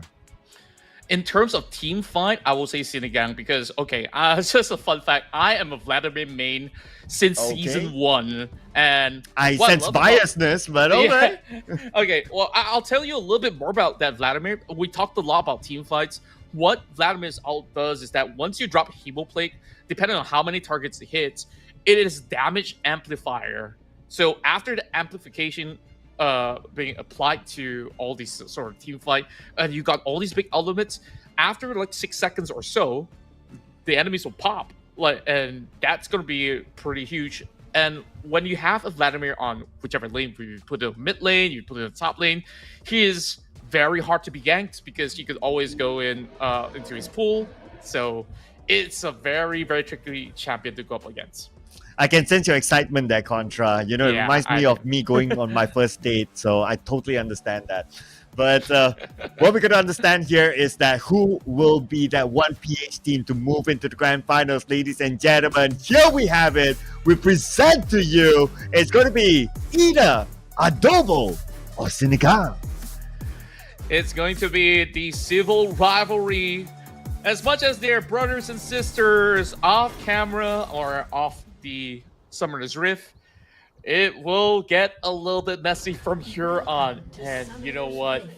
I also got to remind you, Exosin, back in his prime days, he's a beast on this LeBlanc. So I got to say, Jillian, you got to really look for that perfect window to actually go in for that punishment.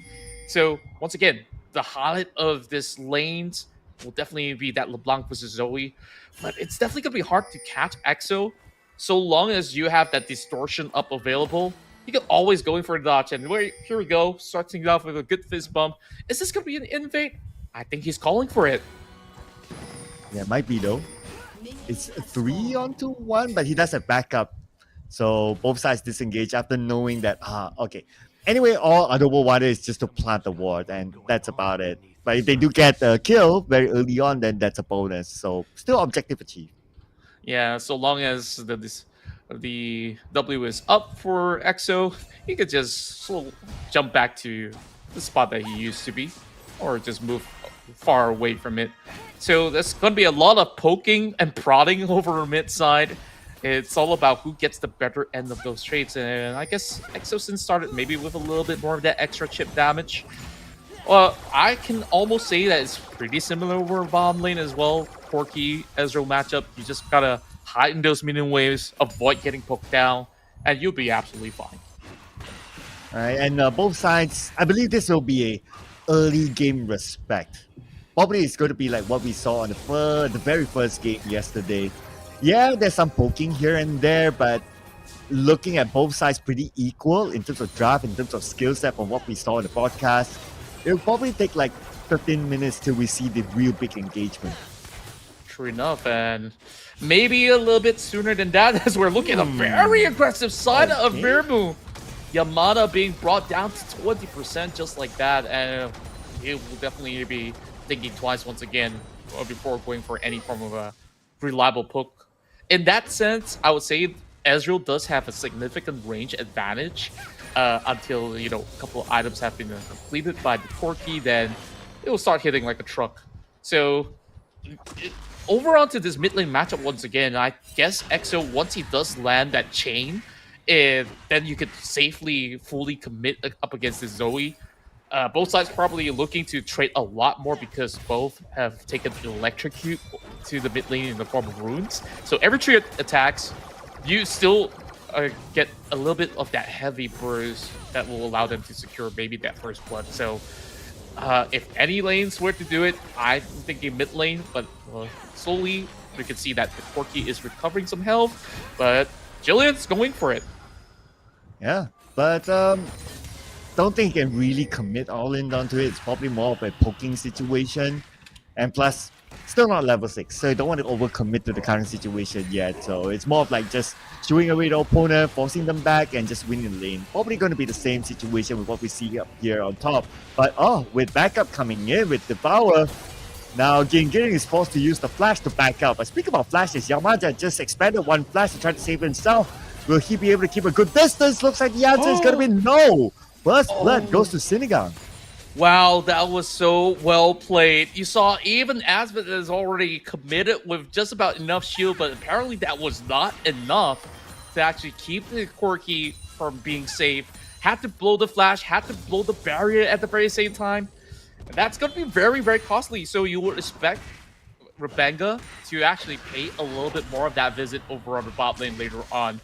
Well, over on top side, as much as I thought, Vladimir had that significant range advantage, you could already see that he's losing a little bit of the health. But then again, you could always heal back up by just channeling those transfusion, the Q, slowly poke that Maokai down.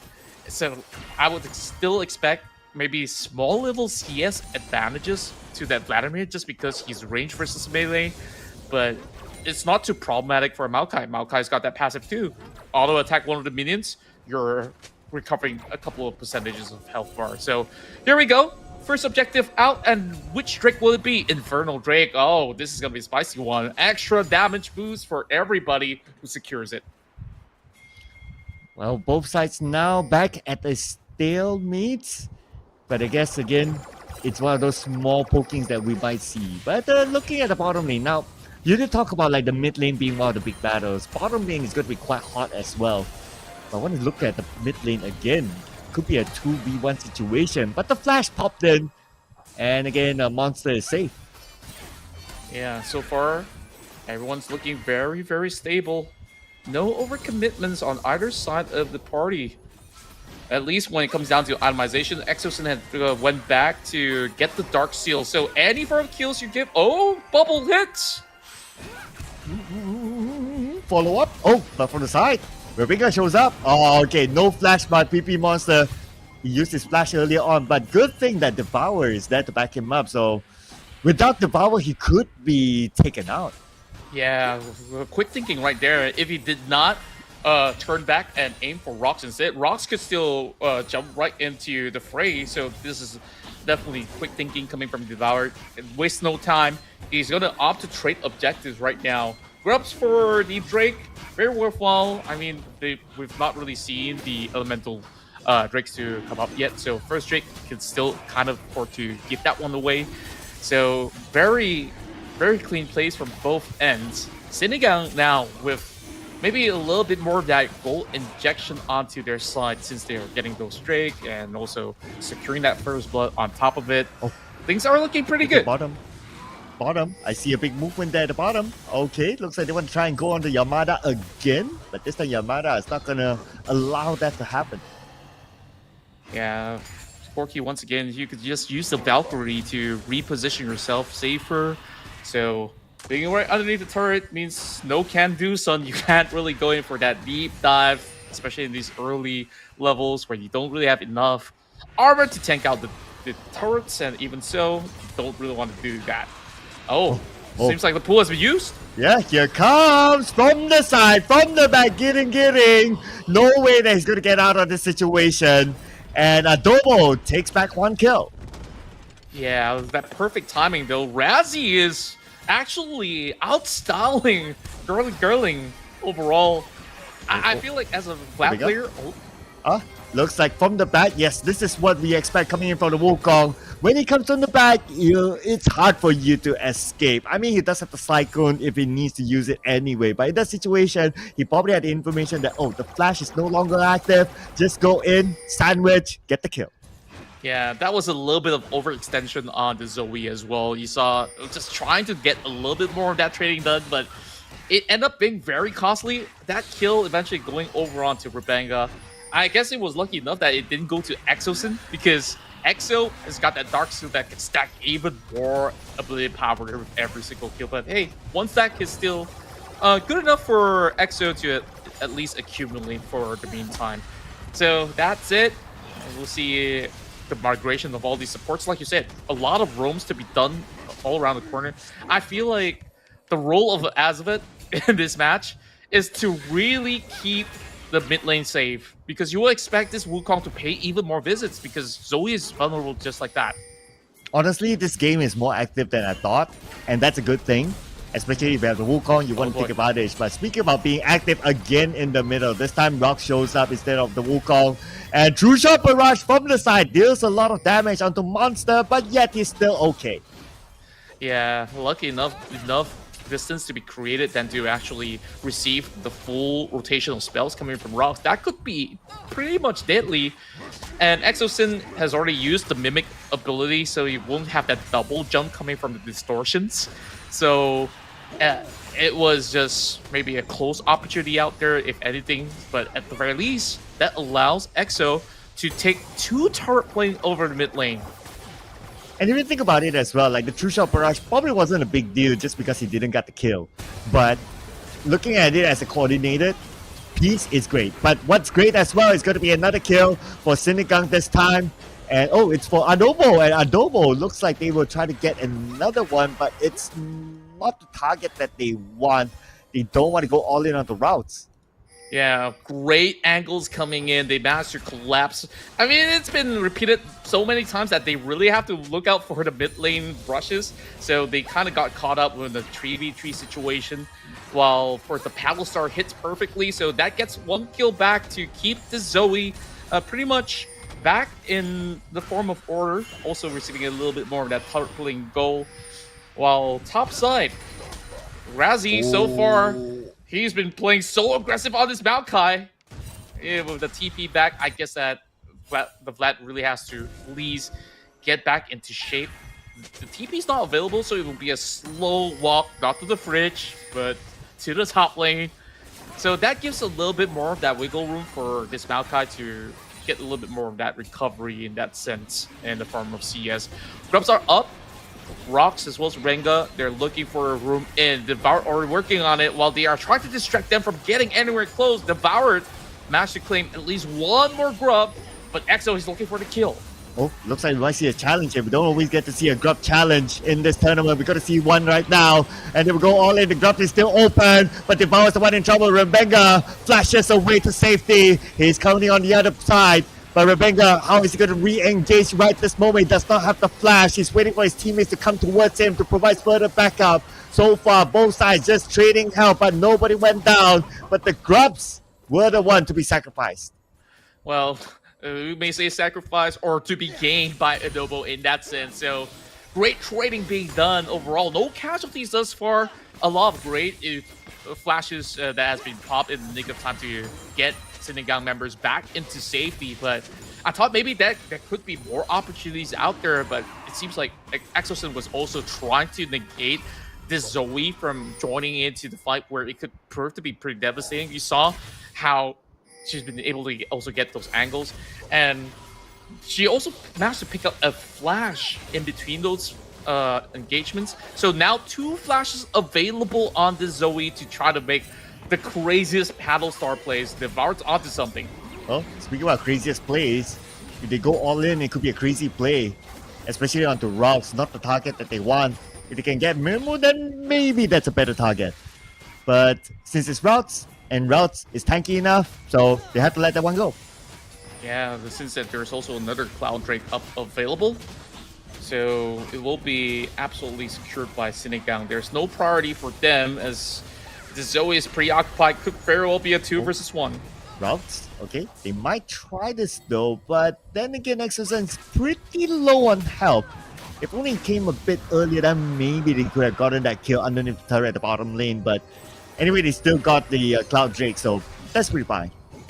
Yeah, everything's looking pretty steady for the side of Sinigang. They managed to recover some of the gold loss that they had, and now still looking for the dive. Dive underneath the turret. They should be able to get the target this time, and yes, they will. Another kill here goes to Sinigang, but then again, the turret had to be in between them.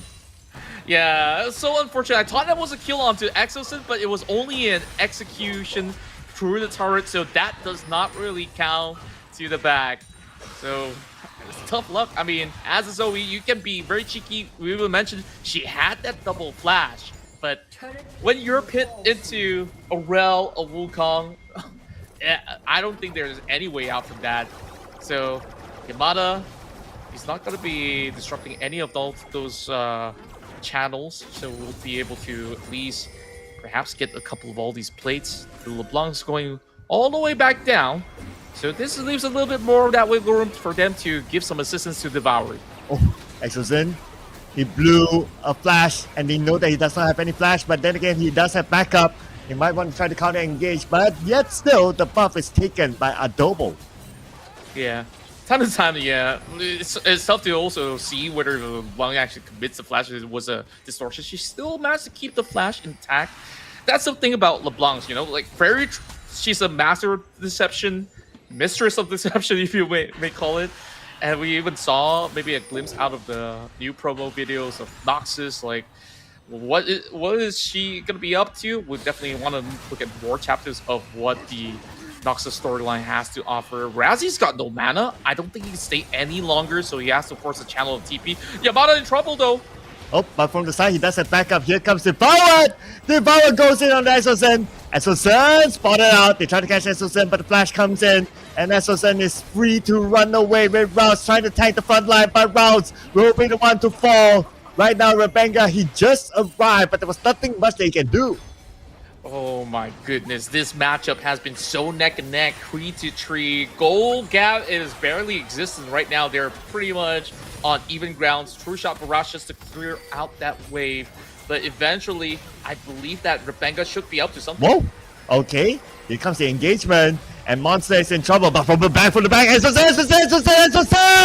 shows up with that. They take out the monster himself. The kill give it a Mimo, and not only that, give Mimo a double kill, people. That flash over the wall was perfect. And, you know, it's not so easy to do as that was a giant wall for him to go through. Meanwhile, top lane has remained to be an island. The trades don't go anywhere between them because they could just have this battle of sustain. But let's take a look at that fight again. Called in by Rebenga because there was that TP by Exosen. Distortion goes right into the fight, and then you saw Murmur with the flash Q, just hitting it perfectly to a T. Man, it feels so seamless how he did it. It was me, it's like, okay, I flash, and then I don't know what to do, and I'll just back up. But that's why these guys are the pros here, ladies and gentlemen, just showing what slick moves they can pull. But we might see another challenger waiting for the rest of Syndicate to arrive, and they can still make that challenge. But Mimo tries to get away. He needs backup to block some damage for him, and he will get that space thanks to his teammates. Yeah, we finally get to see Razzie to be a little bit more involved in the fight, but unfortunately that ult was channeled a little bit too far wide.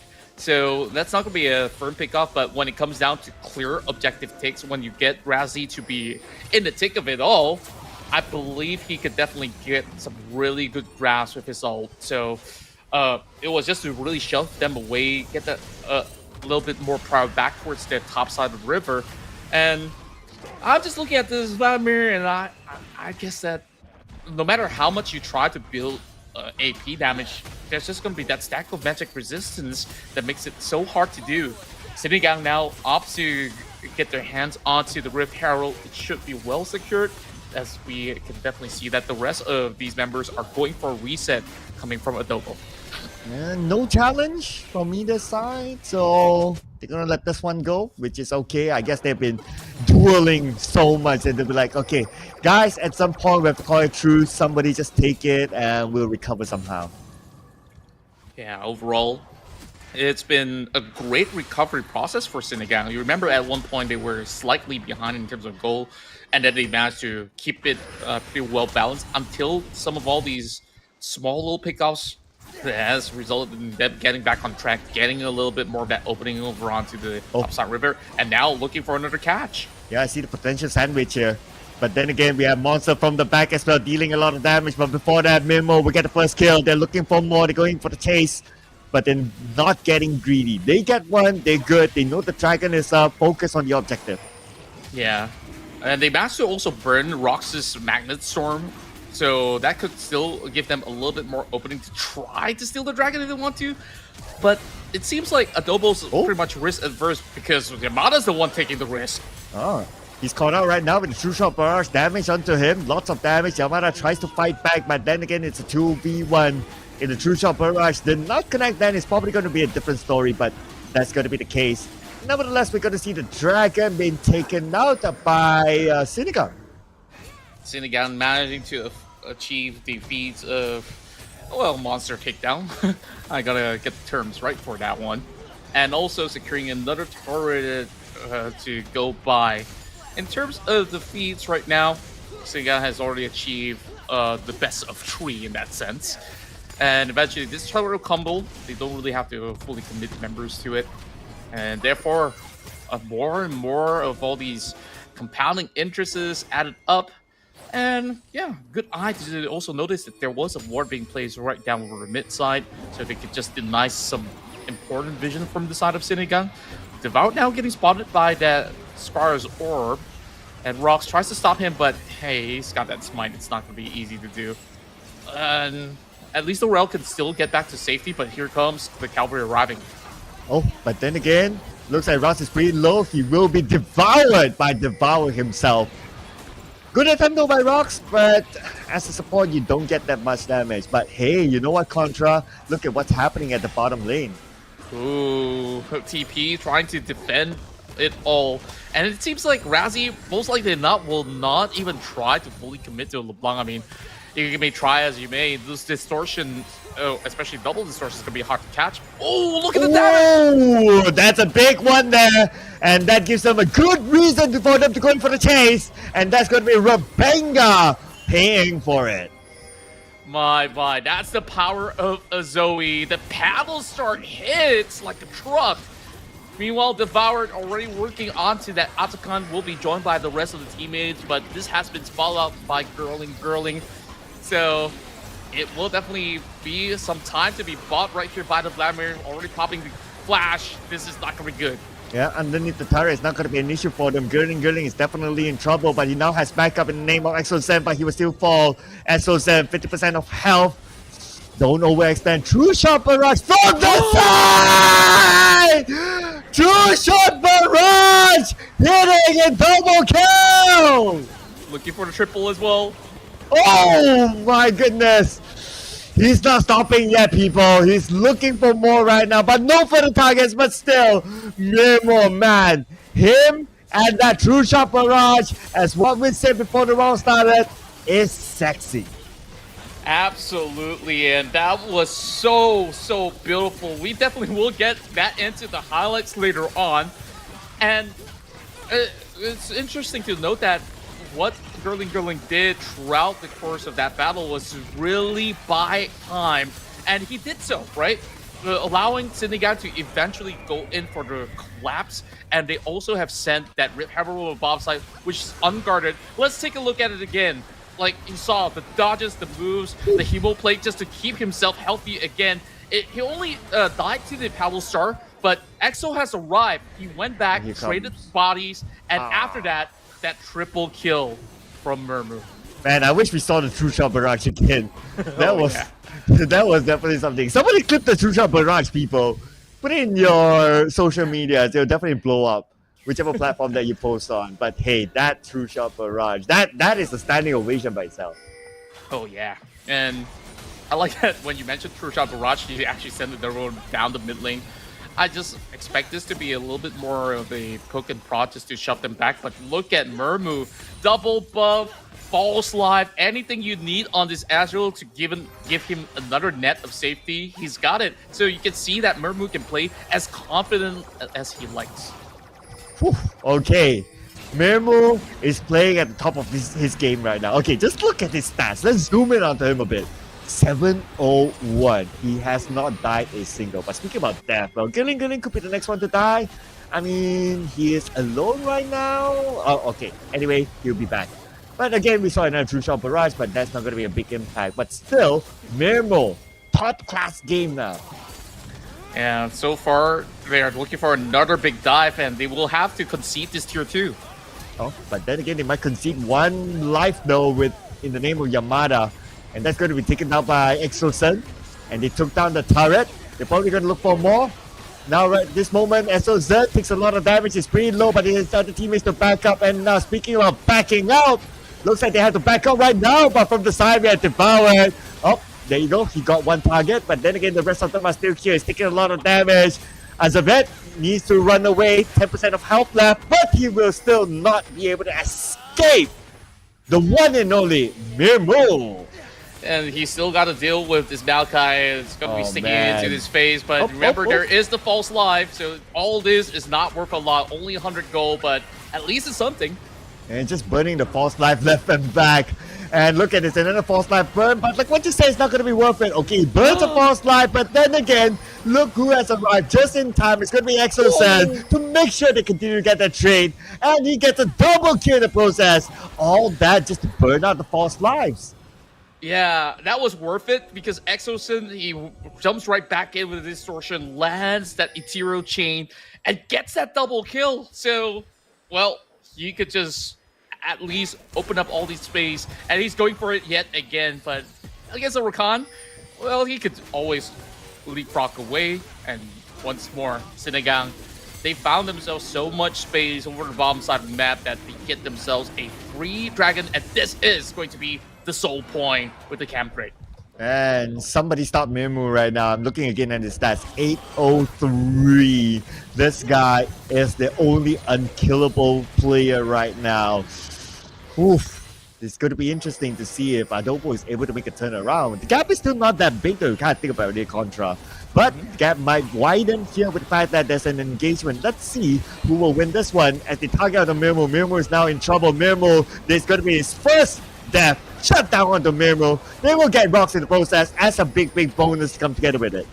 Oh, that's a big opening. They can't actually call for Baron right now. They have to only worry about Rebenga moving in to try to attempt for a steal, but 2 members down. This is their best chance that they have. So Devoured, they should be calling for it. Aspen already going for a little bit more of that safeguard right behind the pit. So far, there will be full commitments and TPs coming out from the Exosun over the top lane. And here comes. Are they really going to challenge for it? It looks like they will. Gigili taken out by Yamada. That's going to be the start of this fight. Rebenga not able to flash that far, but then again, maybe that's not what he wanted.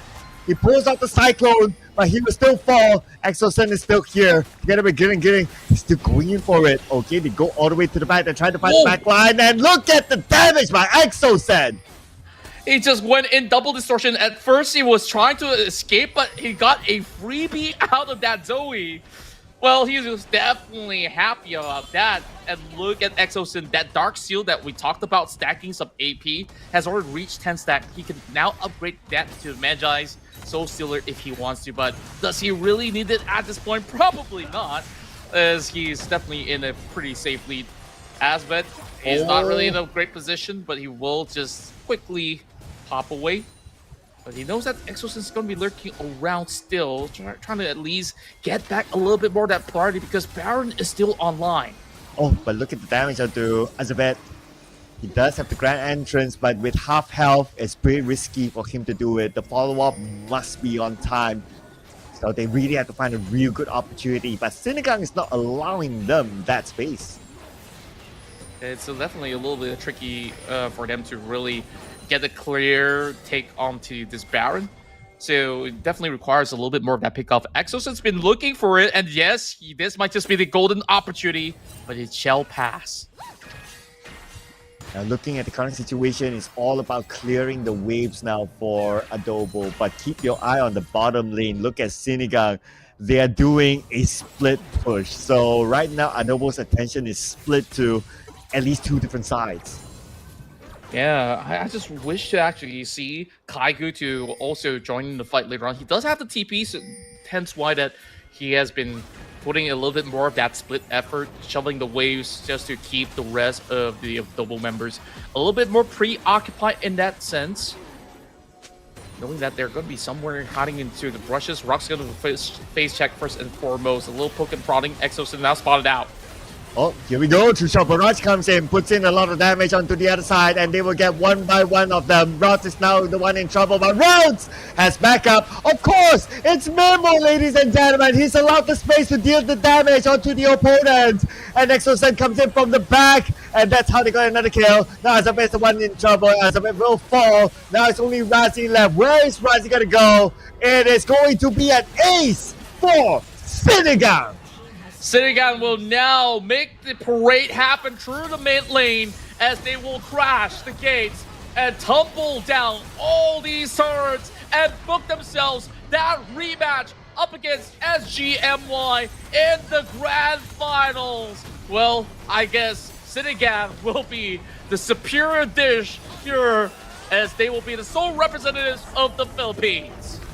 Everybody, order your Sinigang, ladies and gentlemen, because you want that as a snack in the grand finals. A rematch from the first game yesterday will be settled in the grand finals in the best of 3 series. That was such an intense match where you saw it was so close between the two, and they knew that Baron is going to be the make or break situation. Whereas for Sinigang, they know that there's not that much of a pressure for themselves, whether if they secure the Baron or not. So they were just playing around, dancing inside of that jungle, and they eventually found those pickoffs. It was all initiated by Rox, putting himself into that position where they thought he was vulnerable, but they were just lying in wait. EXO hops over the wall, gets those catches, and of course, we go back into the stats. You see, it was dead even until the 17-minute mark where things were starting to accumulate for the side of Sinigang. But overall, what a match. Yeah, and let's not forget about Kaigu's contribution as well, trying to do the split push at the bottom every single time. Even though he did not he wasn't able to push all the way in, but it still gave that split sort of attention to Adobo. Okay, do they want to send one person down, or do they want to go all 5, settle the 4, and then deal with the one below? It's there's so many decisions to make, but the fact that Kaigu was the one wrecking havoc at the bottom lane all by himself. Yeah, and overall, when we look at the impact of this Wukong pick, you saw how many catches over mid lane, as well as those efficient dives that has set Yamada behind. I think that Jillian has still managed to keep up to the pace of Exosen overall. It's just that, as a Zoe, if you didn't really have the perfect accelerated early game, it's only going to be a little bit harder hitting into that late game as compared to LeBlanc's flexibility of movements around the map, where it's been pretty tough. But you know what? Now we've already got the grand finalists locked in. We want to see what happens from here on in the grand finals with the best of 3. Yes, but before we go there, of course, we gotta take a short break, ladies and gentlemen. So do not go anywhere. You don't want to miss out on the grand finale of our Battle of Southeast Asia. We'll see you guys in a bit after this break.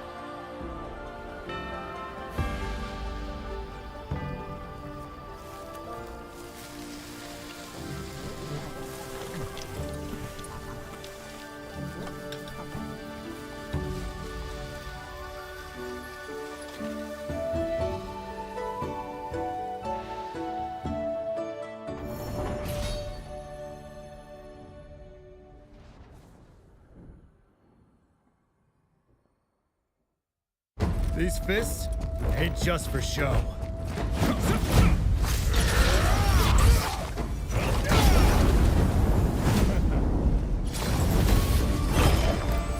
Come on! Who's next?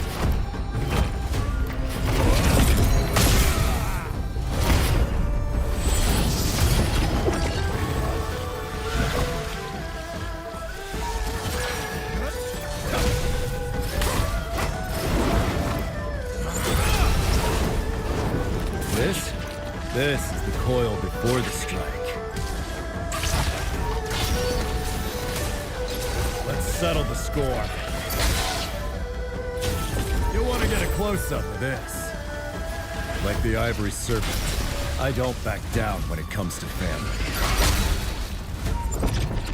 You pick a fight with them, you pick a fight with me. Hometown hero coming through. Mom's fought for me since I was born. It's my turn now.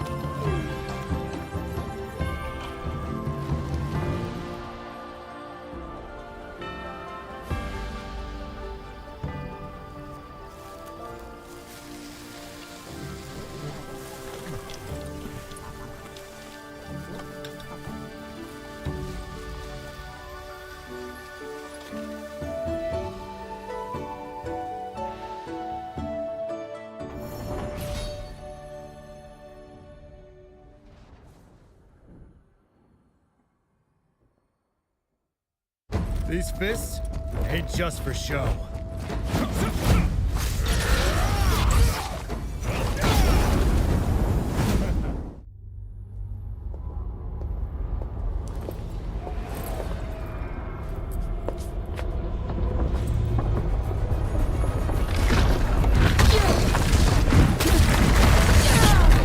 Welcome to war.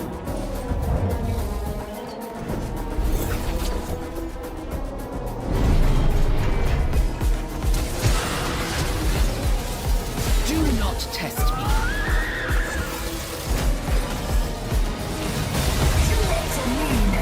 I yield to no one. What's this? Such senseless chaos, Jinx. I hardly felt a thing.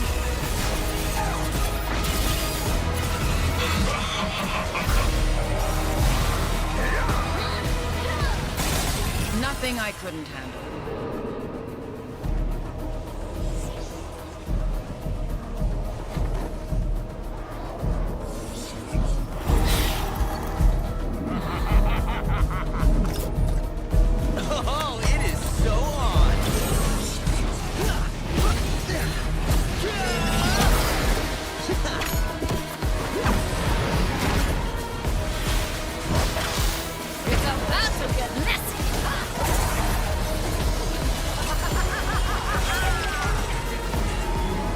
dance.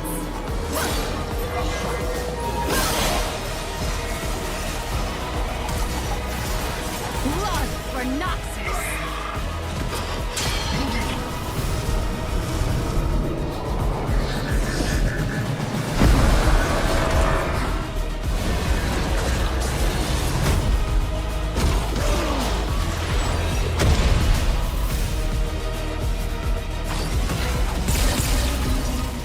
The wrath of the Madonna!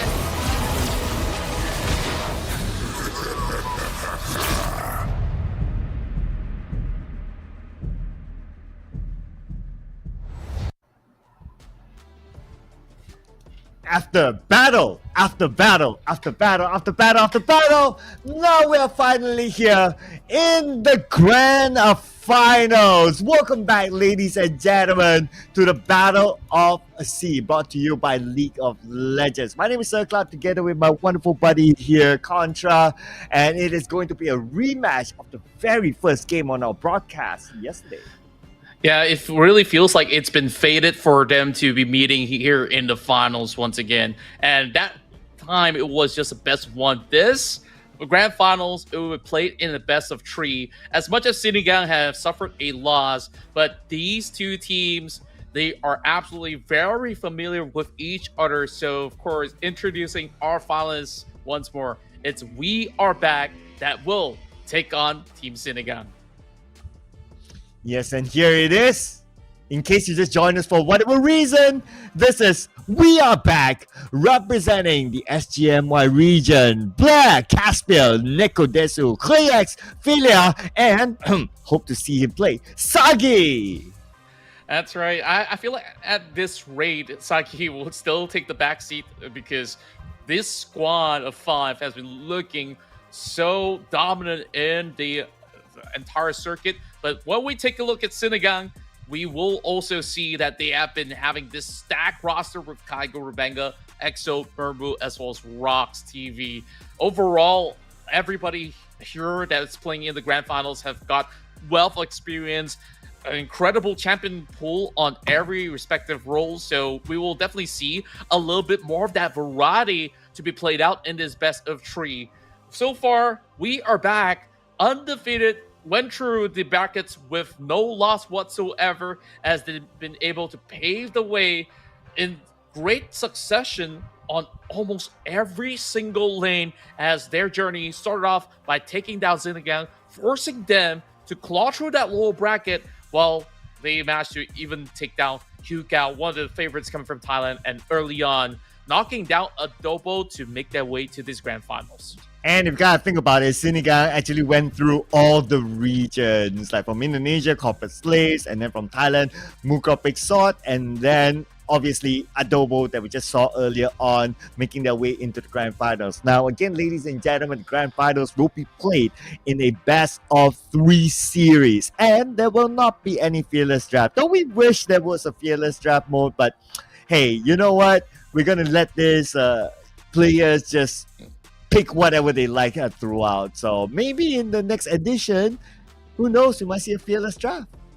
I really do hope so. That's going to be something that we will get to see in the future. Or if you guys tune in to LCP, that's happening until somewhere towards the end of February or so, you get to see a little bit more of those competitive play if you guys are craving for League of Legends esports. For now, you know, we may say it's all fun and games here in this featured matchup, but hey, we got these ex-pro players who are still having the blood of champions to see who will be able to get that big stash of cash by the end of it all and be the C's finest team here between the content creators, the ex-pros, and so on and so forth. That being said, you know, the Sinigang, they started things off in that match up against We Are Back.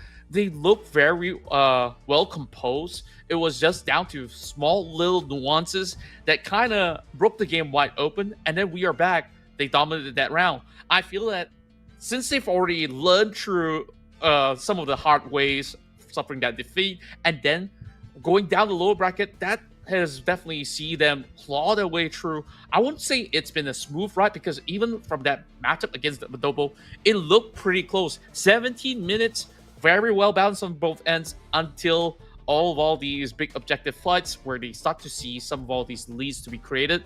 I wonder, do they have to somehow emulate the same kind of formula? Because this might actually work up against We Are Back, but I feel like it's a lot more tricky to do because so far every move from We Are Back has been very thoughtful and calculated.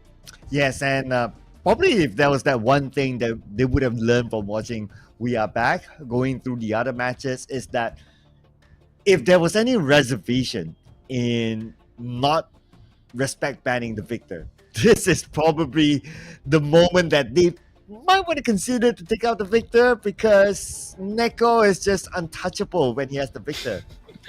But then again, you saw what the Syndra did. I feel like leaving the Syndra open is worse if you ban the victor. So you can't exactly be too excessive on focusing all these bans to just Neko Desu alone. Yes, he has been one of the most incredible players here in the server that we're looking at, but I'm pretty sure that he's still got a couple of tricks up his sleeves that might just be just as crazy as what he has been doing to other mid laners that went against him. So that being said, we already got the drafts underway.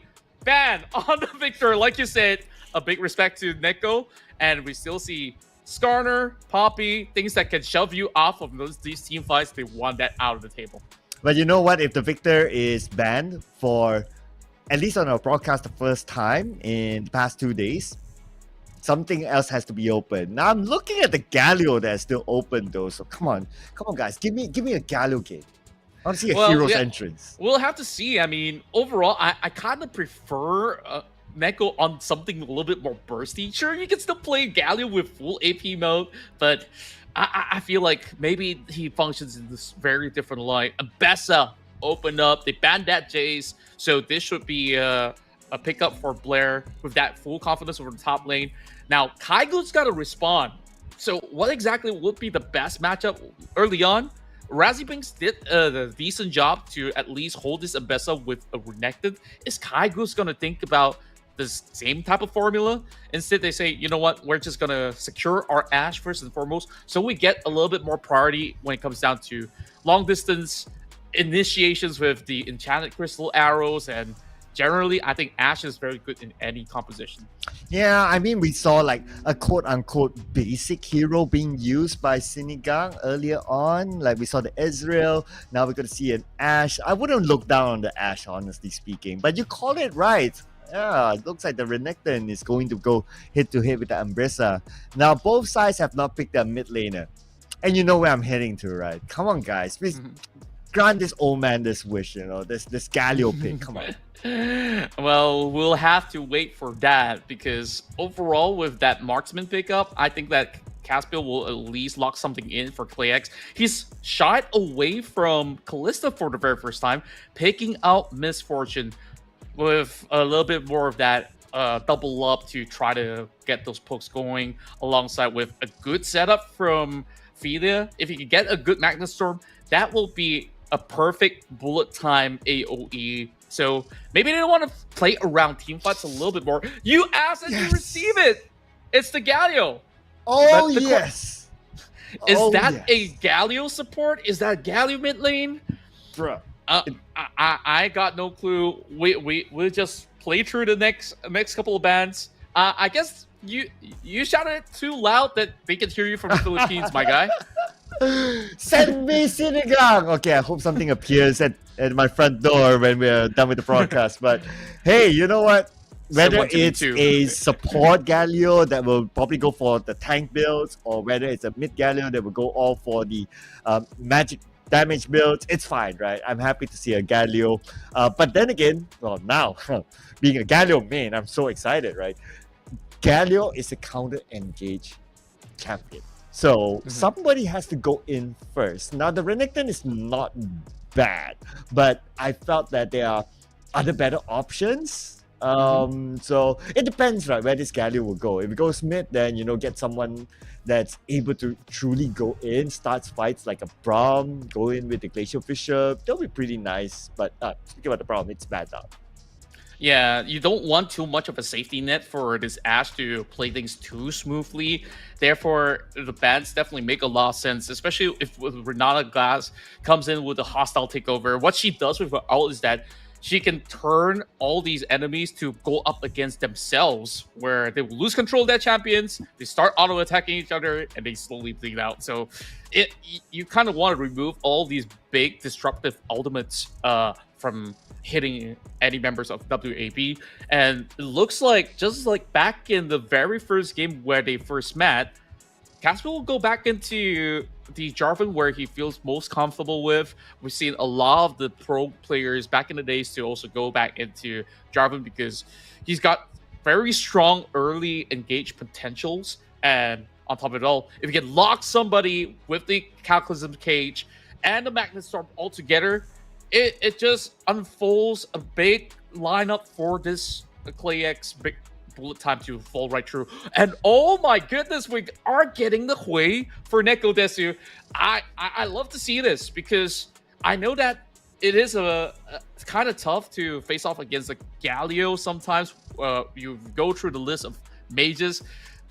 In a sense, like Galio is essentially like an anti-mage, but when you have Hui that can consistently poke you out and also burn down your health bar, it's gonna make things a lot harder for Exosin. Yeah, I know, right? And well, Galio is kind of tanky-ish as well. Like he's able to receive a good amount of damage, especially early on. But if you're playing in the mid lane and if you're constantly being poked and you're being forced back and you're not able to farm as much as you would have liked, then it's going to be a bit difficult. But at least from a composition perspective, right? If you talk about like having the Galio and then you have a Vi. Now I did talk about like Galio is a very good follow-up on the counter engage, sending the Vi in, right, with the Cease and Seed. That would be a good combination with the Galio, I would say. So I can see what they're trying to do here. Yeah, this is probably the usual bread and butter composition. So you have heavy crowd control. You even have the Bard to also land a temperate fade. If they were not to clump up all together, you could also stop them from really approaching, so they can dissect fights maybe a little bit more efficiently. I love the draft that we're getting coming from Sinigang. Meanwhile, of course, we are back. I feel like they're not revealing too much of their cards in this best of 3. They're still falling back to the staple things that has worked out in the past. Maybe we'll mix a formula since Victor has been banned out, so they eventually change things up with that Misfortune pickup. And also, not forgetting, Kalista was banned. That's also the reason why we're not actually seeing it. You know what? Since we have the Galio pick, I also have one wish list. Every time a friend goes to like a league event, I will always ask like, you know, keep an eye for like a Galio figurine for me if it's available. But there's never any Galio figurine. So that's a wish list I'm gonna put out there. Okay, so I got this Galio pick right here. So if there's a Galio figurine out there, you know, I would like to display it behind here. Just saying. Yeah, I see some empty shelves. I'm pretty sure there's a spot for that. Well, there's a lot of all these collectibles out there. You know, some of our friends have a bunch of them. I love to collect Pop Funkos. Who knows? Maybe if I find you one or customize one for you. No promises, man. No promises. But, you know, I guess we get our wish granted. We get to see a Vladimir from that past game. I think Sinigang has been delivering us fans a whole lot of stuff. And now it's all about letting it all unfold. Now, other than Vlad, I play a lot of Hui as well. One, I love to challenge myself sometimes because it is one of the most complex champions to play. Technically, he has about, 7 to 9 abilities. I kind of lost count because you can actually use, you know, Q is mostly offensive with the Molten Fissures, with pretty much all these long-range strikes. And then the big AoE that you want to combo here is if you can land the Spiraling Despair, the ultimate altogether, where you slow in a huge area play. That makes it a lot more efficient for ClayX to really set up that big play with his ult. So it requires a lot of coordination. In a sense, I like the idea, but I don't know as to what extent will it be a very efficient execution coming from We Are Back in majority of this scenario. In the case that maybe one of the elements are down, then how do they really adapt to these form of situations?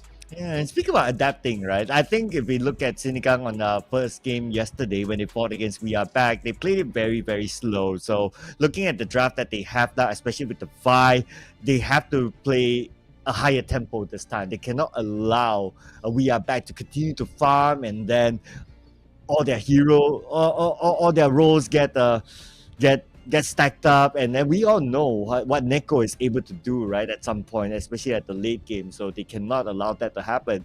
I would expect that, especially with them having the Vi and also the Galio, they should be able to play this in a little bit more faster tempo from what we saw yesterday.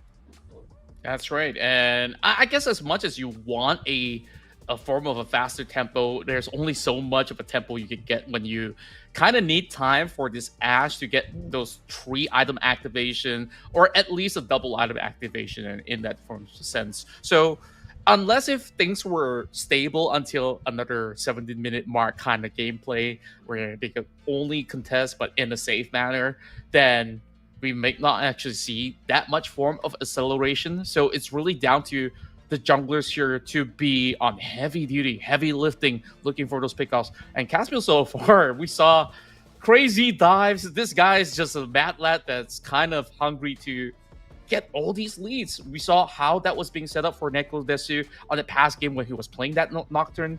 So even a dive under the turret at level 2, he will make that happen. Whether or not if there will be the same case for Sinigang, I've not seen that form of aggression yet, but as a Vi, I think like you can create all these opportunities just like what a Jarvan could. Yeah, and whatever happens, right? It is a best of 3 series, so they can still learn from this round and prepare themselves for the following round. If we do go to a game 3, then of course there's more things to learn. So yeah, it's very different from before. Before this is all a best of 1 series, so probably to a certain extent, these players might be thinking to themselves that, hey, you know what? Let's try something different and see how far we can stretch them. Hence, that's why we can see that they are picks that we normally don't get to see in the previous rounds. Yeah, also thanks to the bans that they've also learned throughout the course of playing the first game. So Sinigang maybe sees that as a blessing as well for them to really adapt to play in a different form of shape, and that has brought them so much success through that lower bracket, clawing their way out, going up against teams like Corporate Slaves. Not an easy task. Mookrup picks up, they managed to defeat them, and then they had to take down Adobo to even get here. So I think that for Sinigang, it's all about completing the story of rising from the ashes. So there's nothing to lose. I wouldn't say their backs are against the wall because they have definitely made a statement climbing from that lower bracket, but going up against this formidable side of We Are Back, they have not really dropped a game where they were suffering big blows, and I want to see these guys bleed just a little bit. Yeah, and well, if I were to be cheeky, I would say maybe Neko to bleed a little bit, because Neko so far, he has had a perfect record of not dying at all in all our matches. And the matches are not easy matches. I mean, they went up against Sinigang, they went up against Adobo, they even went up against Lloyd's team as well. So, but he's still able to maintain like a 0 death rate. That is insane if you ask me. So I would say if anyone were to bleed, then well, maybe if Neko were to fall, then it will be at least a sign, I guess, for Sinigang. Yeah, perhaps so. We're talking about some of the C's finest players that are going to be playing in this match. You know, as much as you may say, oh, Sinigang, they're ex-pro players, and oh, We Are Back, they're ex-pro players. I hope that after this best of 3, that will reignite the spark for them to form a reunion and compete maybe in the LCP, because I honestly have missed them to bits. Where, you know, even back in those days where we had those Pacific runs, the LSTs and all the prior tournaments to that, sure, track record, they've definitely had their ups and downs as well as trials and tribulation. I feel like the dream is still very much alive for some of these players out there. Right. So now that we're waiting for the game to start, right, let's start with predictions for game 1, right? So for you, looking at the draft, like, who would be your pick? I feel like graph-wise, I really like Sinigang in terms of execution. I still stand by it till now that we are back. They've been looking quite flawless in many of their attempts. So eh, I think like in terms of execution, Sinigang will have an ease of execution of how they can maybe get things done in a better rate. Yeah, I mean, I'm kind of biased the fact that they picked Galio. If they didn't pick Galio, then probably I might have a different thought. But yes, I do agree as well that if we talk about like the sequence of execution, if we were to like just imagine it, like who goes in first, what sort of damage that they can output with, especially with the Ash from behind, it does look like they can do something big this round. Even the Umbrella might have a hard time trying to use the public execution to go all the way back to try to catch the Ash, because That's a fair there's point. so much protection at the front. And even if the Galio doesn't go front first, let's say it doesn't follow up with the Vi, assuming that the public execution comes in, he can still use the hero's entrance onto Ash to protect Ash. So it's not going to be an easy game for Abrisa, I must say. So from that stance, it's probably going to be Sinigang. But if we look at objectively, like what you have also mentioned, that we are back have been flawless throughout, especially with Neko not dying a single point, then it's probably we are back. So both of them have their own accolades on why their draft or this game should go to them. Yeah, now that you mention it, there's going to be a lot of pressure on Exosin to be the hero of the match. I mean, sure, with the hero's entrance, or even yet to hold Neko Desu. We're going to go directly into the game as we already see some shred onto the health bars of Rocks. And look at them go. Exo already hitting level 4. So it's been running for just a little bit. So don't worry, there's no kills that happen throughout the course of the phase, no objectives being taken. So it's been smooth sailing, but Rebenga pays over on the top side of the river, should be able to secure the skull. And like you said, this is going to be a sky. Okay, this is a level 3 underneath the turret. And looks like we have one kill each. Well, maybe we are back. It's going to get another one. With Ralph not able to escape, he has no mobility. But look at the mid lane. This was the movement that Rebenga was looking for when he moved from the top lane to the mid lane to get that kill. And for the record, that is the first kill onto Neko Desu the entire tournament. Yep, they found themselves a priority target, and they will absolutely go for it. Let's get a little bit of recap of what went down, because it was a big mess that happened over the bottom. They went in for the dive, and eventually they had Philia to try to soak up all of that turret damage in order for Clay X to eventually secure a double kill, accelerating the speed for the Misfortune. Meanwhile, mid side, it was just Jarvan with that. Well, I say Jarvan, that was Captain. It was Vi coming in from the side lane, just quickly tapping them, not even committing the flash. Neko somehow will still be able to maybe withstand another scenario if they were to crash again. So an eye for an eye, it's 2 points for each of them. Oh, at least now we know that Neko does bleed. So that's going to be his first fall, but I'm pretty sure he can come back up again.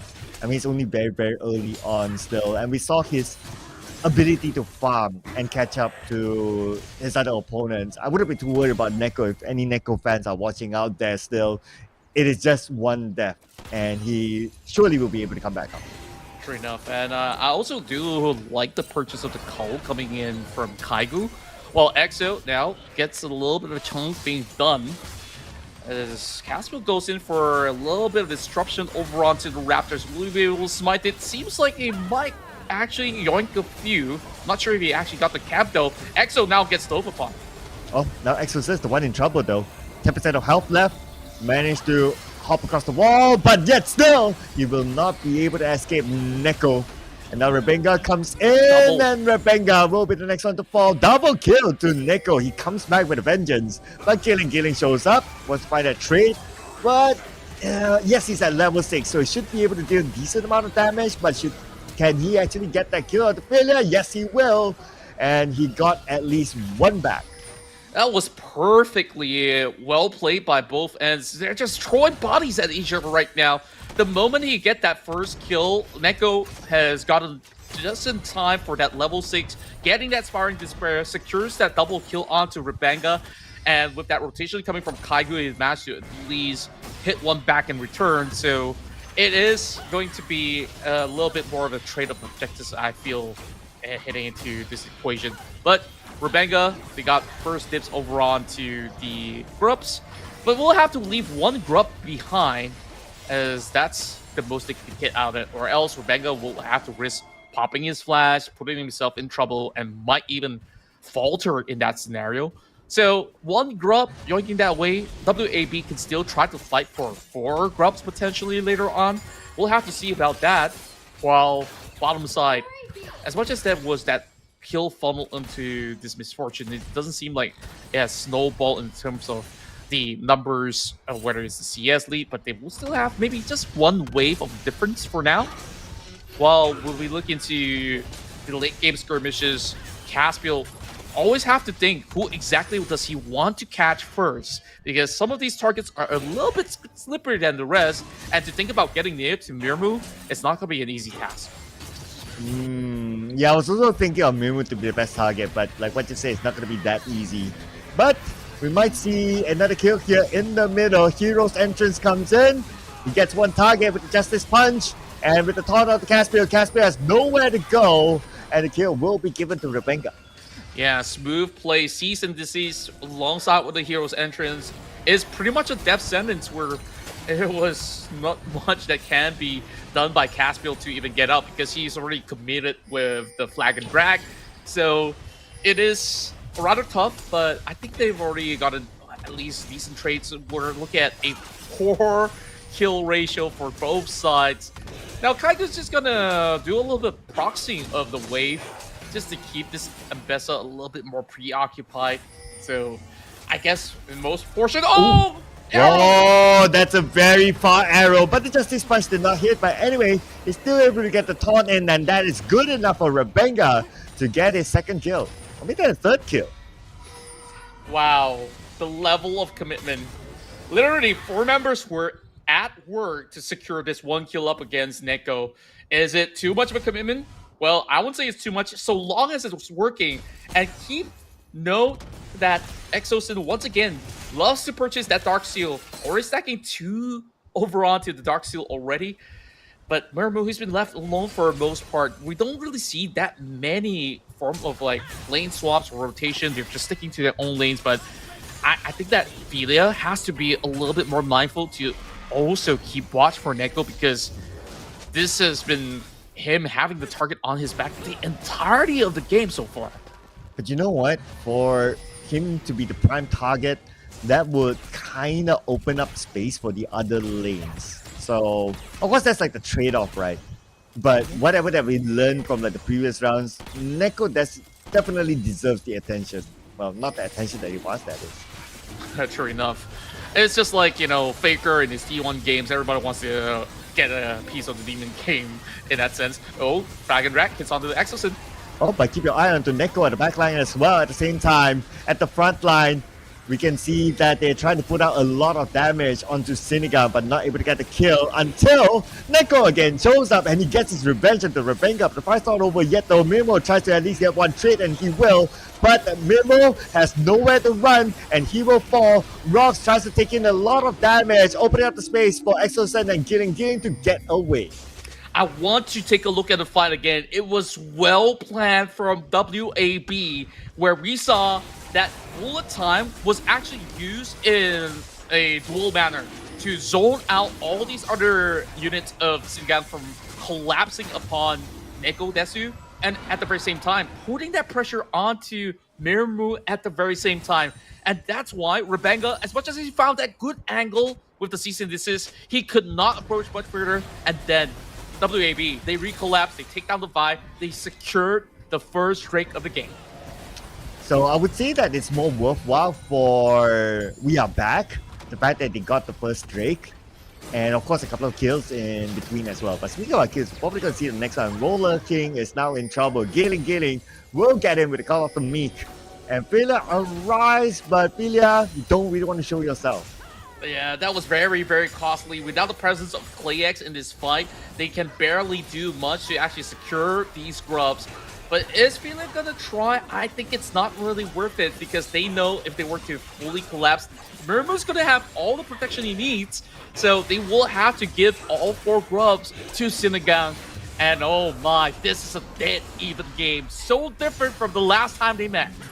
Oh yeah, the last time they met, it was a very passive game. I remember it was only 1 kill for the first like 10 or 15 minutes or so. But this time we're getting 14 total kills in less than 12 minutes. This is a very different tempo. And when they were drafted, we did talk about the tempo, right? So this is the tempo that I personally would expect from Sinigang as well in order for them to have a chance to actually win this. And so far, they're actually doing good in trying to keep We Are back in check.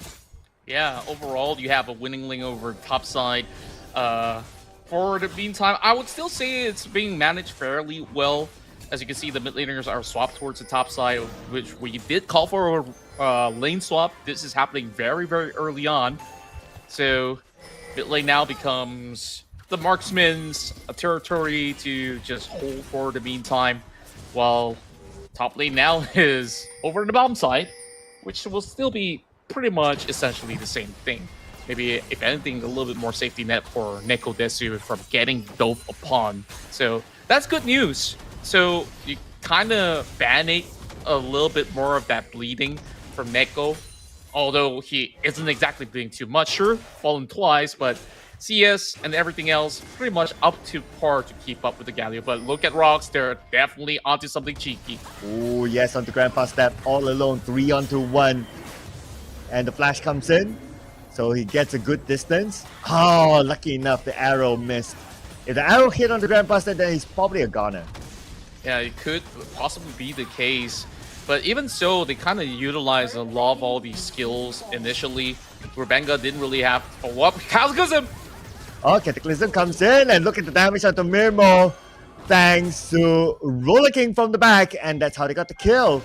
So, great teamwork execution, but the fight's not over yet though. They were trying to defend their mid turret, and they should be able to do that by clearing off the minions. 2 plates and a kill, that's worth it. And you, once again, get all these essential kills to the hands of this misfortune. That bullet time is not going to be available for maybe a couple of minutes, but at the very least, the pressure is mounting onto this mid lane. How much can Rubenga do but to clear some of all these waves and still keep the turret intact at the very least? Now, I wonder what's going to be the next move for Caspio. There's been so many couple of attempts of engagements. I love those practice plays. Sinigang so far, we talk about the ease of execution, and we can clearly see Rocks had that free roam territory on any side of the map, try to create something significant.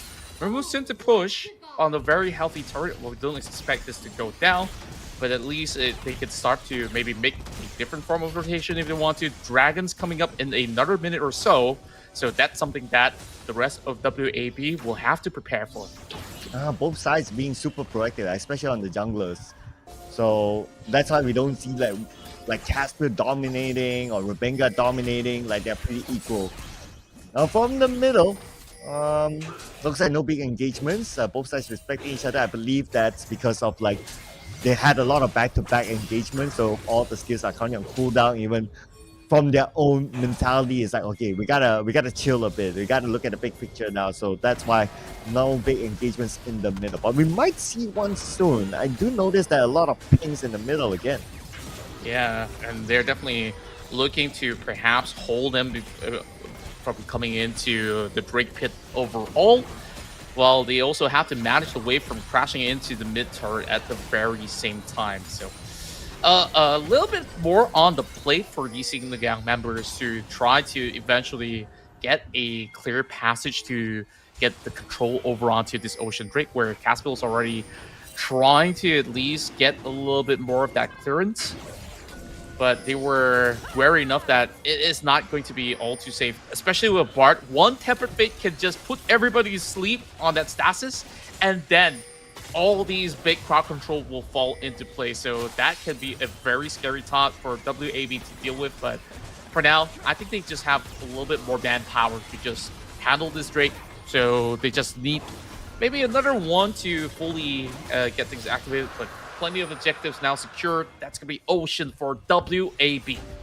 Yeah, Ocean Drake secured. So far they've managed to secure 2 Drakes, so that's pretty decent. Now, if they can only take down the mid turret, that will open up a lot more space in the jungle side for Sinigang. And that's exactly what they're going to do. And there goes down the turret. So now the jungle is wide open for We Are Back. Yeah, so far, no clear attempts onto the Rift Herald as well. We saw that Rebenga was very interested at first, but ever since the rest of these members of WAB appeared over the mid lane, they understand that at any given moment there will be a big collapse. Rebenga still working on it though. Managed to spot out the action inside of the pit. I believe that this is going to be a full commitment, but they will have to respect what this Renekton can do. They're hopping over back, looking for rocks. Okay, they managed to shoot one away. Now it's going to be Giring, the closest target. But they're going to shift their target or their attention away from Giring. Now the challenge might happen. The arrow did hit, but then again, it is still WAB getting the Rift Arrow. Now they're trying to get a couple of kills. Might as well if they have a good target. Giring tries to get away, but he should be able to. With the flash coming in, he is safe, but they lost the Rift Arrow to the hands of We Are Back. Yeah, I was wondering where exactly was Rocks in that equation, because they could have actually utilized the Tempered Fate in that form of contest, but they have decided, you know, let's just fall back, give this one away. After all, it's just a Rift Herald. Sure, you can crash it. You might not even get the turret with the Herald in certain circumstances, so they kind of don't want to put too much risk onto their plate right now. So TP back to the lane. This is still going to be managed very well by Kaigo over top, while we see pretty much a little bit of a standstill. But in terms of objectives, I think that it was very clear for WAB that all they really have to do is just to regain a little bit of that prio, form that form of pressure, and then they can actually take over plenty of these rooms to secure those objectives. But Rebenga, he's been overlooking on this corner, and here comes Philia. He's looking for the right target. He's looking for Neko, but then again, Philia shows up, so plan kind of forward. Oh, 4 of them at the bottom. Let's see if We Are Back is going to go in for it. They're going to go up against a 3 for the side of Sinigang if they choose to do so. Make that 4 now with the presence of Mimu. But it looks like they're not going to jump in onto it yet. It's a big risk that they do just because of the presence of the turret. Yeah, they will just have to let this one slide, unfortunately. But just about in time for them to actually prepare for all the other objectives as well. While top side, though, we got a free push coming from Blair, and he's got the Herald online, so we'll keep this Renekton very occupied. Well, it's just tough to even look for a catch. They're just basically working all together. It does seem that Shelly does crash for a second time. That's a big chunk that they took out of the tier 2, so perhaps this could be a play to be formed. Neko in trouble. Oh, Neko, but temperature help, but backup's on the way. Neko is going in for it. He trusts Grandpa Step to come and back him up. He backs out a bit. Grandpa Step will take the front line, and Grandpa Step, he should be able to finish up Exosun, and that is it. Public execution onto Exosun. Good enough for Grandpa Step to get the kill. Wow, what a big play. You saw that Neko was just buying just about enough time, just playing by the edge in order to just supply enough wiggle room, and at the very same time, that vision ward that was dropped in the midst of the fight allowed that public execution to hit directly on the dot, and now that calls for the outcome. And we might see a challenge here by Sinigang. But then again, Philia is playing the zoning game. 50% health left for the Ataka, but looks like they're going for the engagement. Here comes the bullet time from the back, dealing all that damage. But then again, it's still going to be getting first kill. Now they're going for the chase on the Caspiel. Caspiel is pretty low on health, but that will be their main target. Instead, they will find Neko first, and Neko went down. And looks like the Atakan will fall to the hands of Sinigang. Oh boy, they had the right ideas, but the execution were kind of out of place. We saw that immediate call from ClayX to put in that bullet time, but it almost hit nobody. It's just by the edge. Take a look at that.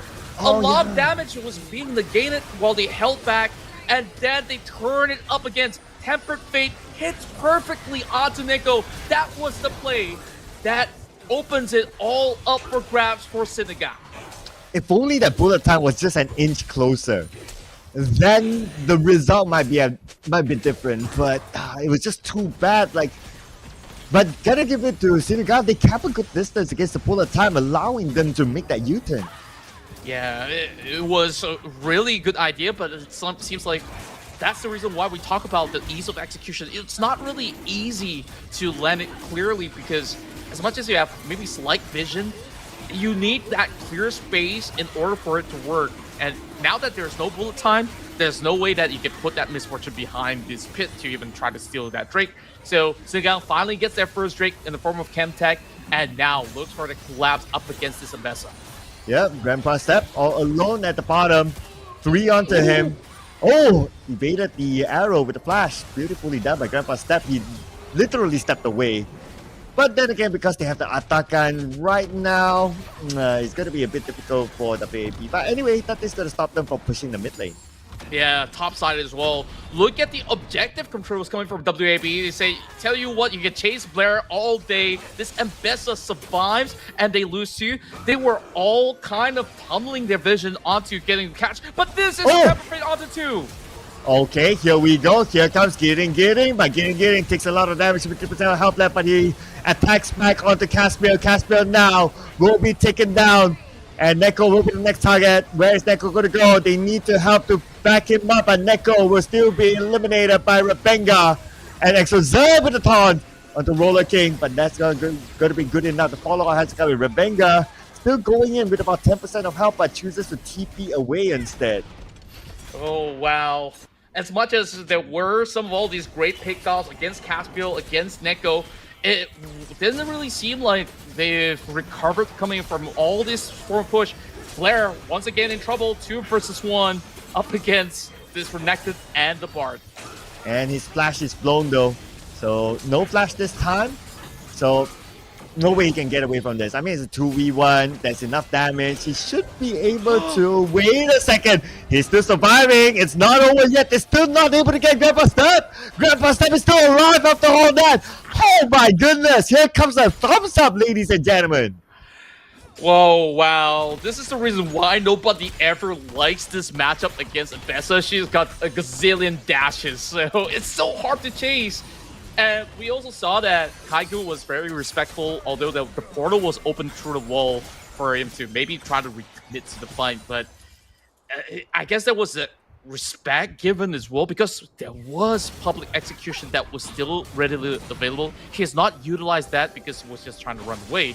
But that collapse might actually mean that as much as you have the Bard probably doesn't do as much burst damage as you would as support. Unless, you know, some players in solo queues go full AP, but not in this case. This is going to be pretty much a full supportive build that's coming in. Whereas, a little bit more of a firm control on top side. Baron spawning in a couple or more. So, a lot more prior to be gotten for the side of Sinigang to at least get some vision control. Meanwhile, a lot of deep wards coming in from the side of WAB. It's all about getting those right angles. Baron has appeared.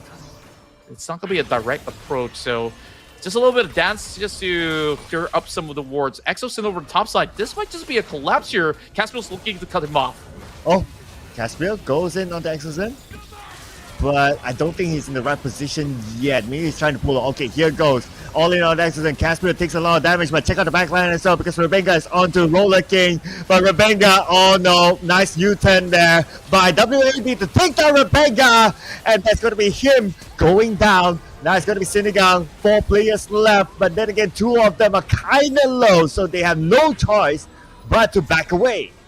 Yeah, Rebenga, he was trying to force them to pay attention to him while he tries to go for Nekodesu, but you saw the immediate U-turn that kind of had him stuck out of nowhere, and the rest of Sinigang had to just leave him be. Instead of going for the Baron, they are calling in for a push over the bottom side as well as a securance over on the Drake. Now, it's going to be EXO being the main target, but they're just looking to really push them all back as the Dragon is spawning real soon. Just about enough time for them to still go in for the reset And now that they're backing away, I believe this is going to be a tough to even think about defense over mid side. They have to give this tier 1 away eventually. But perhaps the time is not quite perfect for Mirmu to secure it just yet. Oh man, look at this. Like Grandpa Step is just doing Grandpa stuff. Well, I wish my not grandpa in that was way. this cool though. I wish too. Well, yeah, I'm not going to elaborate further. But anyway, but Grandpa is really doing the cool stuff there all alone at the bottom lane. He has been there like all the time, and you kind of think about it, like WAB, they can just forget about the bottom lane, allow Grandpa to just do his own thing down there. You know, just like any retired grandpa, you know, they like doing their own stuff. And all 4 of them just go roaming around and doing other stuff like securing objectives like the Drake. Sure enough, Philia kind of try to look for a whole Magnet Storm. Could be a big ult here. Yeah, here comes, and looks like it's going to be a split fight here. We see the hero's entrance coming in onto the backline, providing Rebenga with a little bit of shield, but Rebenga will still go down to the hands of Roller King. And right now, they change their attention to ExoZen. ExoZen shut down, and here we go. 3 for the side of Senegal went down to the hands of WAB. WAB in that fight did not lose a single player. Wow, that was played out to perfection by WAB. These guys, they were holding some of all their skills back because they will expect Philia to be able to soak up some form of damage. They not only get that Drake, they're already working on the Baron at the very same time. The death timers are still up. There's no way that City guy can actually steal this away unless if it's going to be a lucky arrow, but I doubt it. Yeah, I want to see that arrow, right? Okay, arrow comes in. Okay, Ash is pretty near though. Just saying, but he does not have the information. That's the thing. So even if we shoot the arrow, like what you said, like it's going to be really, really, really times 2 million. Really lucky. Yeah, that's like a 0. How many zeros? 0.1%. I guess like it's better to just keep that element. And the matter of fact is that they will at least get a little bit of a consolation by getting themselves that tier 1 turret. We'll have to also be respectful and mindful as Rox gets caught up. Oh no, there you go. Rox in and off position, gets taken out. And that's going to be the signal for WAB to push on onto the mid lane. This is going to be tough. Baron power play will give them a sufficient window for them to crush not only the turret, but also the inhibitor. And now looking for the Cataclysm as well. Yep, they're trying to get Gearing, but then again, Gearing flashes away, so Gearing is okay for now. But then again, wait a second, how did Neko get it? What? He just struck them from a distance, and that's the power of the Hui. Holy smokes, okay, here comes the hero's entrance, but then again, hero's entrance, cool. It's a heroic entrance indeed, but they're not going to put focus onto the Galio right now. They're going to focus onto the objective. They want to try to take out Miracle. And Mirmo goes down. That is it. This game is over right now. It is WAB, ladies and gentlemen, to take home game number 1. And we'll head on to game number 2. And it was a hard-fought battle. They did bleed in between these fights. But the results, we'll see them come up ahead. They need another victory in order to be crowned as champions of the Battle of S.E.A. What a match this was.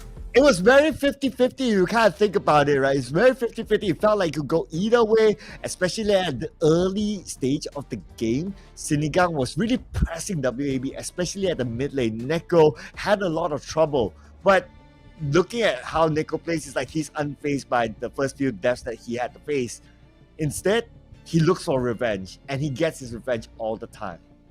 Yeah, there was so many instances that they are clearly just trying to single out Nico Desu with the tempered fates, with everything that they throw on board, which has resulted in 2 deaths, which you start to see a player like Neko can actually bleed. So definitely, as much as that was that glimpse of hope, eventually it really boils down to really getting into the right positions for Sinigang to really execute some of all these big team fights that they were looking for. And I guess it's also hard to do considering that they have to be mindful of Kliex's position. because one good bullet time with everybody locked in the cataclysm, we saw the results. It can be devastating. There was that one good fight for the Atakan, which was successful, but you don't always get the same chances. A lot of times, Rebenga was the one trying to look for the pick, but you saw he went in with the cease and desist, but the follow-up was not so efficient because they were all being zoned away from getting anywhere close to Rebenga to even have enough damage to burst anyone down.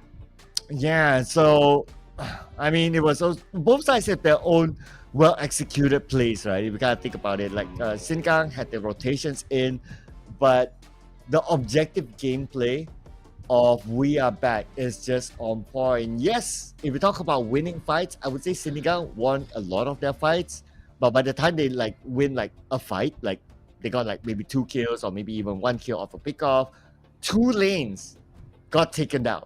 So it is just objective gameplay here by WAB. Yeah, it definitely was. And overall, you saw there were a couple assassination attempts onto Blair. And this Abessa is just dancing around. It's like, well, chase me all you want. I'm going to secure that. My teammates is going to secure the tier 2 up top, the tier 2 up mid. And that kind of blows the map wide open because of some of all these funneling attempts onto a single target, which wasn't exactly the worthwhile play. Perhaps you may even say that was some slight mistake in terms of form of execution, but I really don't really fault them because they were trying to make things happen, but it definitely came at a cost because WAB, they definitely get their priorities right. And this is where I would say WAB, they're really smart in reading the situation based on the draft. If you look at Sinigang's draft, like they are very engagey sort of draft, very combo-wombo sort of draft. Like they have to work together to get the best out of whatever draft that they have put out earlier on. So with that said, that means they must move with at least like 3, 4, or maybe even 5 at a time. And that opens up a lot more space on the other lanes. And that's where Umbrella can really do what Umbrella does best, which is just going in and out of not only fights, but going in and out of like just pushing the lane, shoving it, taking down the turrets, and that opened up the whole space. And if they were to commit on the Umbrella, the same would happen on the other lanes where the other 4 players of WAB would just go around and just push other lanes. So it's to a certain extent with that sort of like going back and forth, it's like a checkmate by WAB.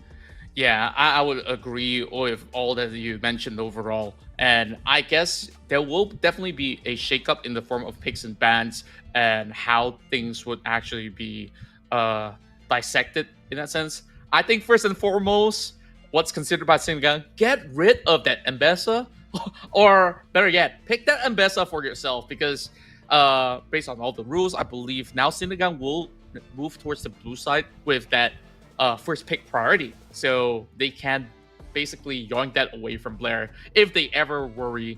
So that being said, I guess the rest of these other things that they have to also consider is that priorities.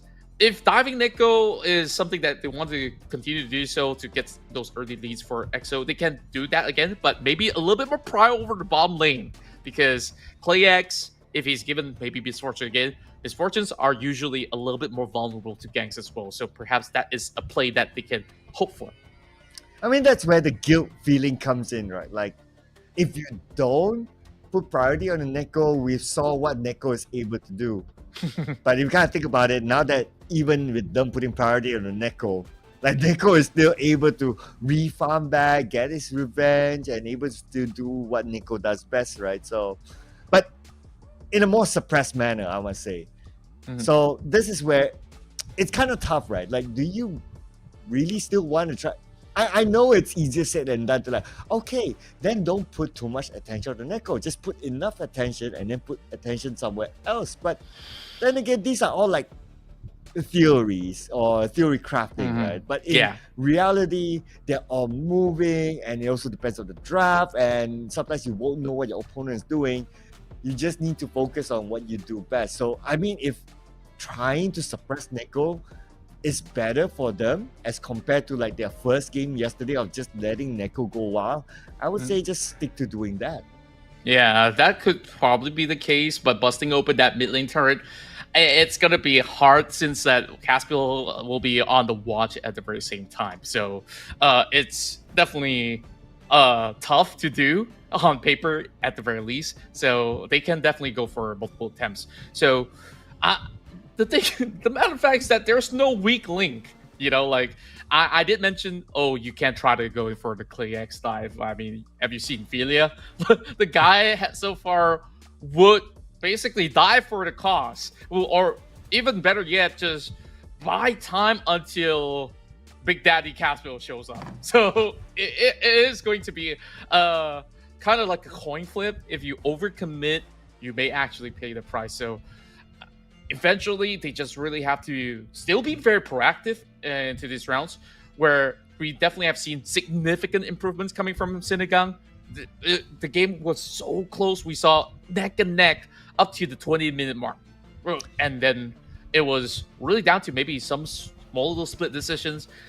It's more of what happens after Grip Herald is where things kind of lost control for Sinigang for a little bit. And you know what? Speaking about paying, I would pay to see Sagi play what could be potentially, people, the last game of this tournament. So if they were to sub in Sagi and put him in the bottom lane, I'd say, yeah, I'd like to see that, you know. I mean, it's been a while since we see Sagi actually play League of Legends, not gonna lie. Even longer than Caspiel and the others. At least like Caspiel, like we got to see them play like at least last year, but for Sagi, very long time. I guess like maybe not tournaments and such. I do see him online, time to play with his friends on norms and stuff like that.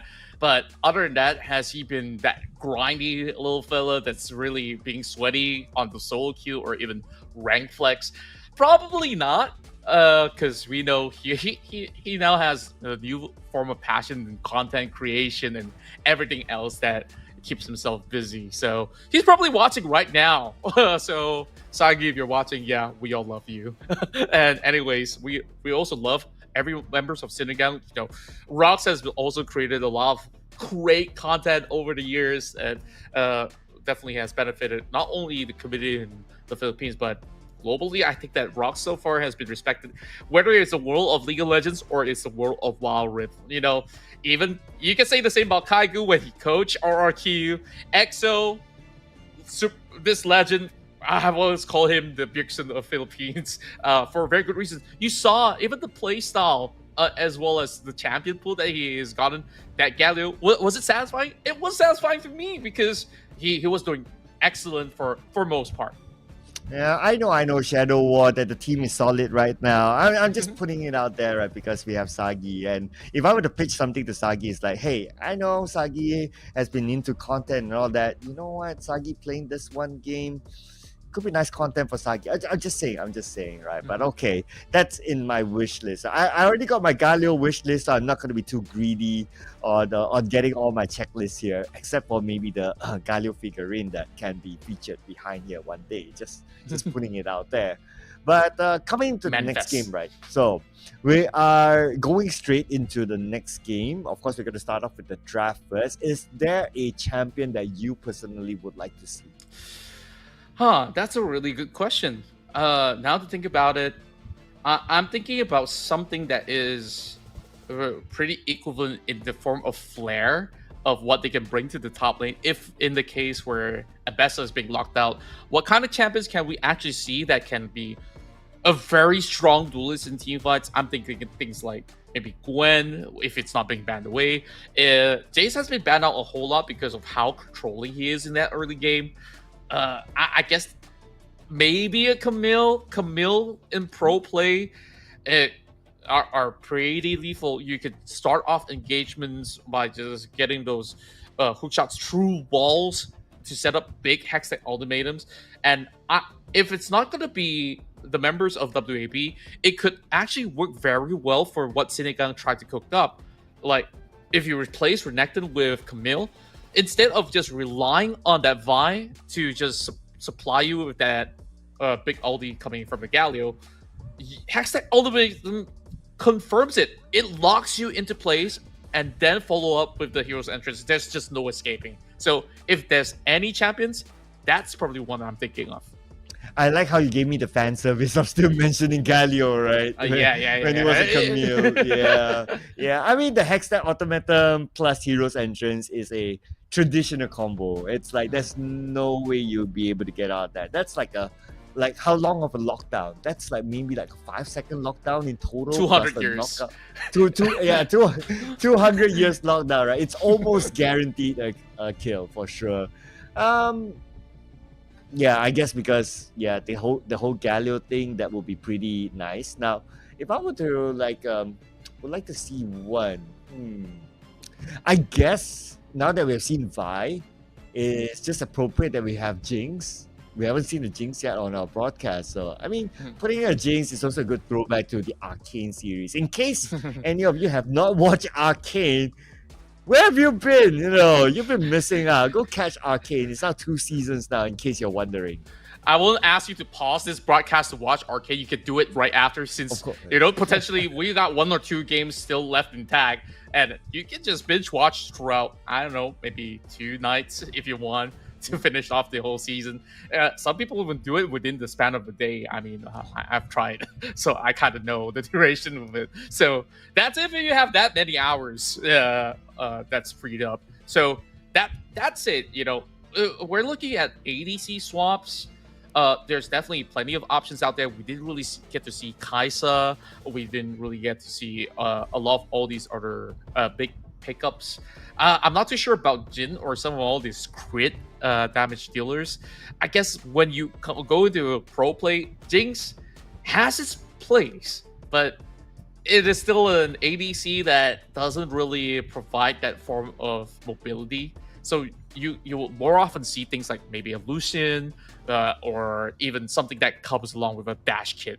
If anything, I would love to see Tristanas, because that's a good Tristana player would just jump around, make a whole lot of mess out of the enemies, and there's also that safety net of the Buster Shot with the ult, so you can always push somebody that's unwarranted coming close to you. Yeah, and turret takedown will be pretty fast with the Tristana as well. So I guess that would, in theory, that would allow for a faster game pace. I mean, if you take down like the bottom lane very quickly, then the Tristana can go around all the other lanes and support the other lanes. But that could be some of our personal picks. What's going to be important is going to be the picks that these players are going to bring in our draft, which is going to be the match point for We Are Back. Ladies and gentlemen, presenting to you the draft for game number 2. This could be the make or break moment for Senegal, so everything needs to be planned out in the clearest manner. Still, pretty much same bans all throughout. Nothing has changed so far from Skarner, Poppy, Jace, Kalista, as well as Aurora. These are pretty much big heavy hitters into some of these team fights, which definitely will be impacting the gameplay in one sense or another. So, interesting. It seems like it will still be WAB on the blue side. There has not been the switch up. Therefore, Senegal will still prefer to be on red by choice. And now the big switch here is that Exosun is going to unleash the Arcane with the Victor now being brought to play. Oh, but the Umbrella is given away again.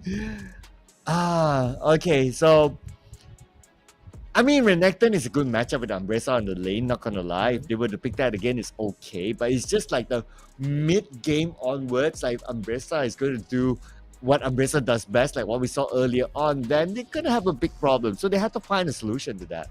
Yeah, and on top of it all, when we take a look at this other addition, Nekodes is going to switch things up since he saw the victors being taken away. He's going to be on that Nico. We saw Nico play out perfectly by Mukro Pixu with multiple knockup coming from the Pop Blossom. They're going to look to do that again. But Ribanga has secured that rail, snatching it away from Filia, and eventually giving that to Rox TV. So even if you really want to look for a big Magnet Storm, you gotta keep in mind how many players you try to magnetize. you got to pay attention to Neko. So long as he's not being taken down, it is going to be a tough 5 versus 5. So you have that Kaisa. I think it is a good safety net because you want to dodge Nico at all costs, and at the very same time dive in with the Void Caller just to move directly into some of these team fights. So this second phase, we'll probably see maybe a little bit more of a focus onto top lane bans and likely Sid. We have Renekton as well as Kisante to be taken out from negating this Mbessa from getting countered in that sense. Yeah, and we did talk about like the potential pick of putting Renekton again against Umbrella. And during the laning phase, actually, it was not bad at the start of the game, right? Everything else was just mid-game onwards. Now, without the Renekton, who do you think will be the best top laner then? Oh, they just answered it with Aurelia. Yep, there you And you know what? You got a thousand dashes. I got some of mine right here with the blade dances just stacking up. And after that, with pretty much the ulti that can actually disable multiple targets in the team fight. I think that Sinigang, they're absolutely cooking with this one. So the final piece of the puzzle, no Galio, they're the ones who banned it though. So, and Jinx, well, you called for it. So Clayx says, you know, Sir Cloud, you've been a great guy overall. They're just gonna give you a little bit more.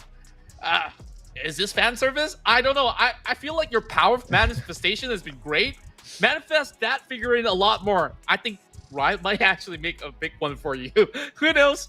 Just saying. It might just be the case. Oh, and Alistar. Okay. Well, where does this Alistar fit in the picture?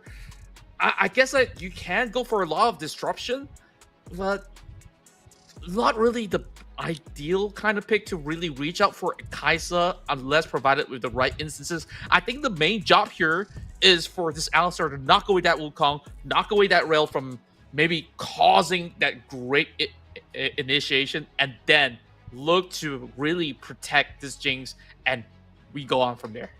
Yeah, the Wukong was picked after the Alistar though, so that thought probably came like after. But yeah, if I were to like put like, okay, because they picked the Alistar first, the thought process probably be like, okay, I want to babysit the Jinx, because you did talk about like the downside about the Jinx, in which I do have a Jinx t-shirt, which I obviously can't grab it. Why right didn't now you wear it? somewhere? Yeah, I couldn't. Take your shirt off, run in the back. You got some time. Okay, I'll leave you to the broadcast in a bit though, after we transit over. But yeah, I guess that's the answer to like the fact that the Jinx does not have much mobility. So if you don't have that much mobility, what do you need? You need a bodyguard. So Alistar is going to be the answer. Yeah, I guess like there is a drawback to We Are Backstrap. Like they got this comm that says go go go. We can start fights. We can do a lot of damage, but in the form of like peeling back after utilizing everything, they might actually see themselves having some of a cooldown. So Clayx definitely plays a very important role, and it's really down to Neko Desu on how much does he catch with those pop blossom. Can he go in, camouflage his way, be a little bit cheeky up against Exosin? We got to figure that one out as well.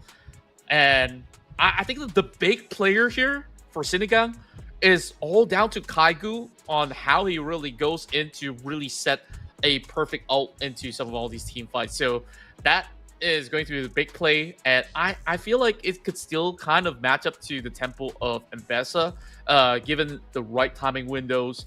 And usually, if you were to use the blade dance to jump directly to the Mbessa, you end up at the back. But I don't know, it is really a skill matchup. The top lane will definitely draw a lot of our attention moving into this match. Yep, and also if you want to put some attention onto the mid lane as well, Neko Desu is playing Neko. Just saying. Right. Yeah, Now that you mention it, you Nico, can't think about Neko. it. Yeah. Shout out to Shadow War as well for putting that out. But okay, so he's going up against a Victor, and Neko's Victor. Okay, now we can zoom in, right? Neko's Victor is 0 deaths in this tournament. So he's obviously very familiar with how the Victor works, the power spike and all that. So I'll be a bit scared. Like I'm picking like the victor against the victor, quote unquote, master. I would say Exosin is a master of his own as well. Usually, Victor players, there's so many different style. Like you, whether you're a Q maxer or you're an E maxer, however you really want to play it is usually that boiling down to preference. But when you're dealing with a ranged, a champion with a little bit more range, just like how you see Victor adapts that last round where Neko was fighting a Lux. This is kind of the same theory, so you will see maybe a little bit more of that Emax just to get more of the better pokes going on to Exosin's favor in that sense. But it's also going to be hard to also get into certain range without soaking some damage coming from Neko at the very same time. So it is going to be pretty interesting on how this mid lane plays out in the form of crowd control. Plenty coming in from both ends. So I guess this is all or nothing coming from Sinigang, and Kaigu, I believe all eyes are on him. That how many good Vanguard's edge can he hit? Can he really hunt him down? We see a lot of solo queue Irelia players that goes 1v9. Can he channel that spirit right now and just really stomp WAB and really cause a dent and fight for the throne once again? And who knows, a reverse sweep might just be concocted right here by Sinigang. Okay, now that the draft have been closed, so this is time for our predictions, right? So Contra, based on the draft. You all gotta right? put me on the spot again? Okay. Of course, man. Of course, man. Hmm. It's Contra. You're always on the spotlight, like right beside you. I can see the light there. I feel team fight wise, on paper at the very least, it's looking very much like a Sinigang kind of game.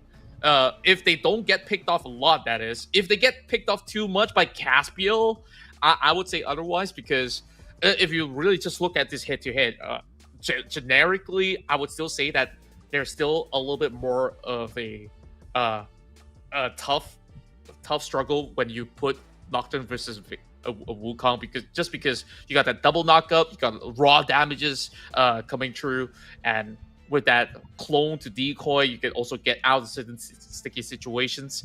But we've seen what Casper can do. He's always very, very bold using those paranoias to get into these tight spots or just singling out targets. He's not one to ever shy away. I feel like Caspiel has just got the auto R button activated in some sense that whenever it's available, he's like, it's time to fly. I'm gonna fly to someone. Even if he doesn't, you saw that level 2 dive or level 3 dive over on the mid lane that was back in that previous game against Adobo. Something that I don't think a lot of Nocturne players dare to do. No minions whatsoever, tanking the surf shot just to get that edge for Neko Desu. Yeah, and well, for me, if I were to like pick a draft, right, I would say that the key point for Sinigang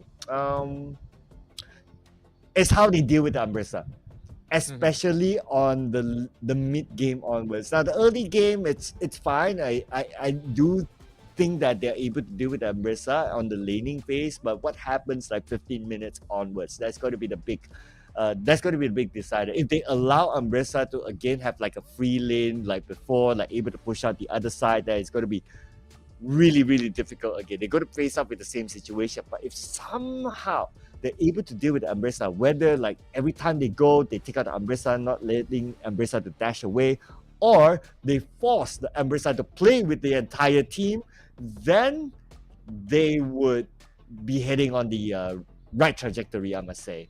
But of course, those are our theories, ladies and gentlemen. This is potentially the last game. This is the match point for We Are Back in the grand finals of League of Legends Battle of S.E.A. And that is up against Sinigang that will need to find 2 back-to-back wins, and they're already up for some sort of shenanigans here. 5 members downbound lane.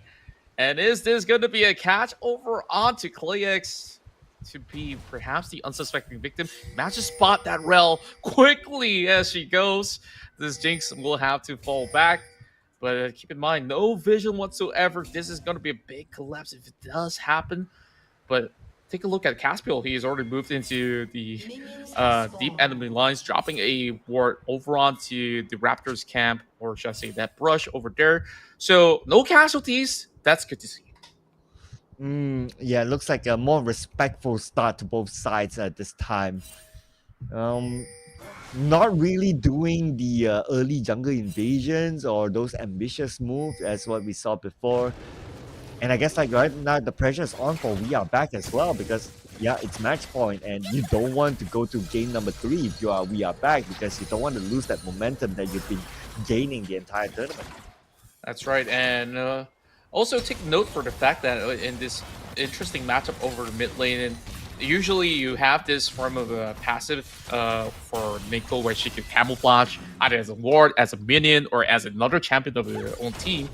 There's this kind of mechanic that I will elaborate further, because this trade is looking pretty brutal of bot lane. He might be pop on rocks. Yeah, Rout's taking all that damage, but same goes for Roller King though. So based on this trade, it's more worthwhile for Syndicate since they pushed back the ADC and still able to put in another poke by Mimo. Yeah, Filia is forced to also soak in some of all these shots coming in from Murmu. So, like I said, a lot of babysitting here for the Alistar. While over on the top side, we're looking at Kaigu dropping a deep ward there, definitely falling up to something. Going for the flash here, Exos just negated danger. Caspiel flashes in. Here we go. This could be first blood, and yes, it will be. Maybe a trade back by Rabenga, but looks like he's not ready for it. Only level 3 still. Yeah, I mean, he already flashed first and foremost, and Caspiel knows that he can get in range. He can actually channel that fear, and he just went in for it. Just like what we said, that dive, getting Neko back into shape, and this kill will go over to Caspiel, speeding up the process of the paranoia and step. Man, Blair is just feeling very, very confident so far. It's still very much even, other than that one pickoff, and now it's going to be a trade back. Or maybe not only a trade back, maybe a kill. A flash used by Routes. If he did not have that flash, he would have been a goner. So good thing he had the flash though. Yeah, I guess like at least that is out of the way so that there's no cheeky flashes for engagements, but there is still Hex Flash. But here comes. Okay, here comes from the back. There's no way that you're going to run away from that kind of sandwich there. Speaking about sandwich, I'm hungry right now, but looks like they're still hungry for more kills, and Mimo will be the next meat that they will mince. Oh, it's still going to be a 1-for-1 trade. Fila had to give way, but it's going to be a big advantage for the Jinx now to walk back with that extra 300 gold to get those bigger items, to still have that power spike. It's going to be disrupted. Oh no! Okay, here we go. Rouse could potentially get the kill. Roller King cannot run away. It's just poke after poke after poke. The best that Roller King could do is just back and right click, back, right click, back, right click, but that's about it. They will still get the kill. Yeah, a little unfortunate, committed maybe a little bit of mistake to be recalling on top of a ward. Not that he knows of it, but still gotta be wary of those timing windows when you get those early kills. The respawn timers are actually rather low. So I guess that he kind of forgot that, oh, we kind of cleared off this rel very early on. Didn't really expect her to move into the brush perhaps, but you can never, ever think that all these brushes are safe from being unwarded. Yeah, I guess it was maybe a slip of a mind or something like that, or maybe they had the confidence of like, okay, we own the lane, so I can kind of like take a bit of risk. But yeah, unfortunately that just happened, and it is just what it is at the other day. So coming back onto the mid lane, we do see a rotation here by Caspiel passing by, but because Exozen is not in the right position, so Caspiel cannot just go in like that. Yeah, Filia watching out for Neko Desu. Meanwhile, Caspiel is also coming from the flank. Same to be done by Rock. So great read from both sides of the teams. Caspiel tries to be cheekily stealing Raptor camps away. Rabenga looking for something. Oh, Pop Blossom! Neko, nice knockout there. Look at the knockout. Thanks to the Alistar as well, with Filia being there. How are they even going to move? And Giring shows up. Okay, Giring all in onto Filia. Filia is still kind of tanky. He is able to soak up that damage. and they're not able to get a kill. So Gidding making that rotation, not paying dividends to himself. Yeah, meanwhile, they're looking for a catch. Vanguard now being popped on the Neko. Yeah, they're still trying to go in for it onto Neko, but then Gidding, I don't know, man. I felt that could have been a disengage rather than him trying to go for it. Yeah, but then again, I guess like he didn't expect the rest of WAB to still be lingering around on those brushes because of the void grubs that was spawned up. He perhaps might have think either some of them recalled, some of them have moved directly into the pit. So that wasn't really the best call for him to just call for an engagement. Speaking of engagement, Oh, we're gonna see one on the Roller King this time with the Jinx. Roller King underneath the turret, backup is here. Filler came just in time, and Route and Mimo cannot continue.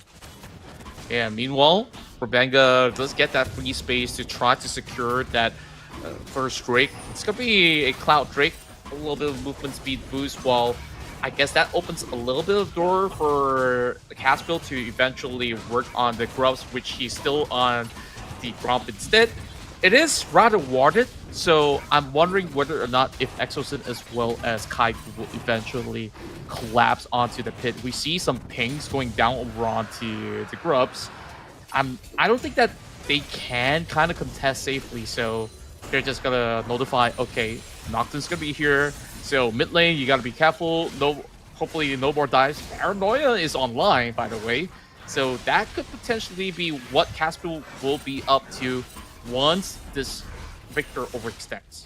And pretty textbook now. One gets the Drake, one gets the grubs. So one for each side. So pretty standard, pretty textbook. Now Grandpa Step, probably gonna make a cheeky move here onto the minions. Yep, he's gonna make a cutting wave from the back.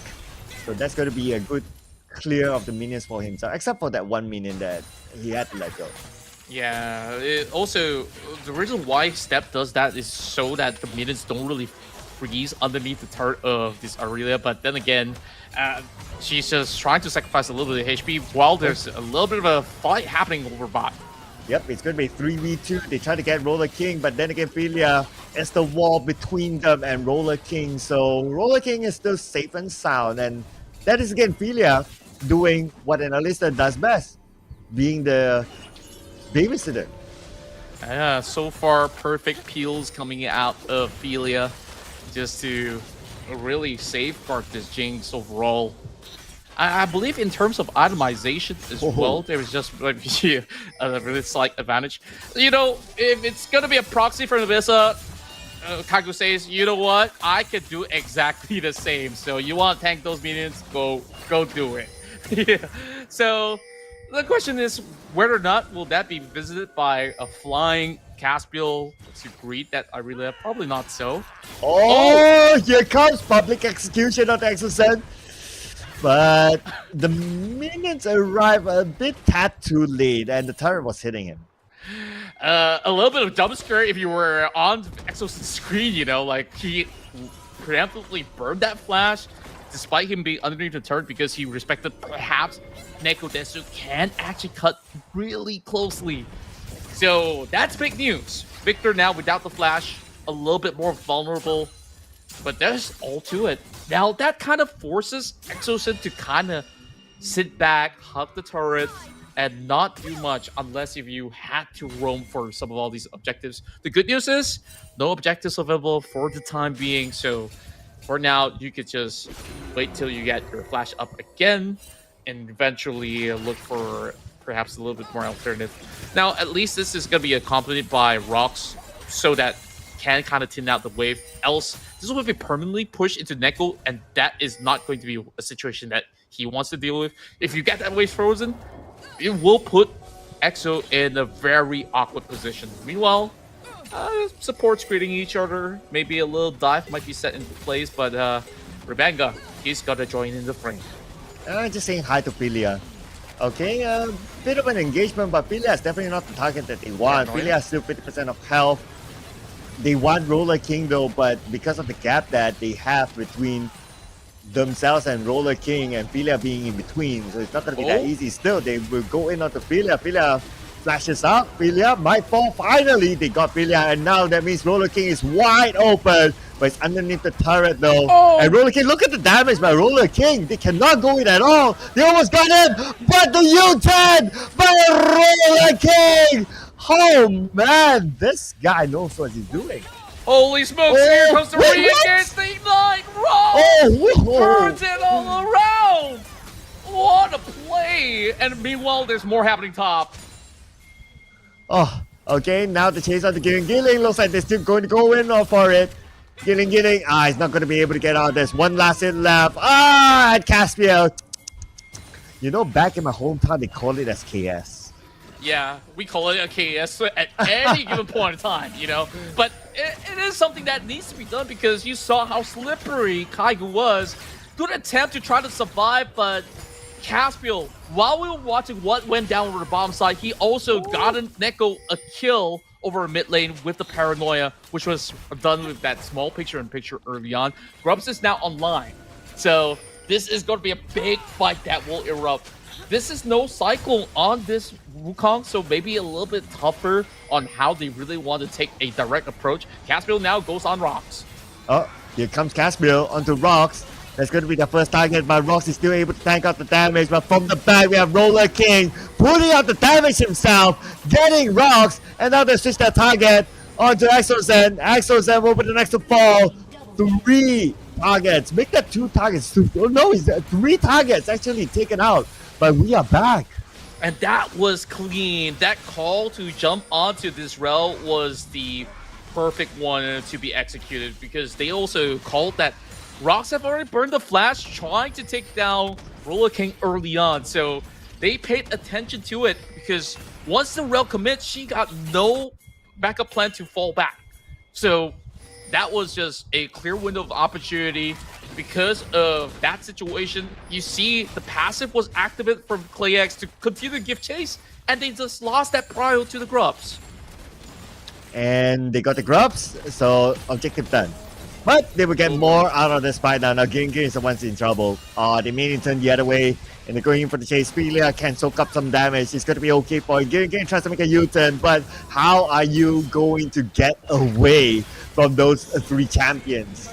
Yeah, it's so tough. He was trying to get into the range of the next minion, but he got feared instead. So he couldn't even reach to dash back into that minion wave. Rebenga now also looking for a dive. It's a blow for blow. And stab. It's their turn now. Okay, they should be able to get this easy peasy lemon squeezy.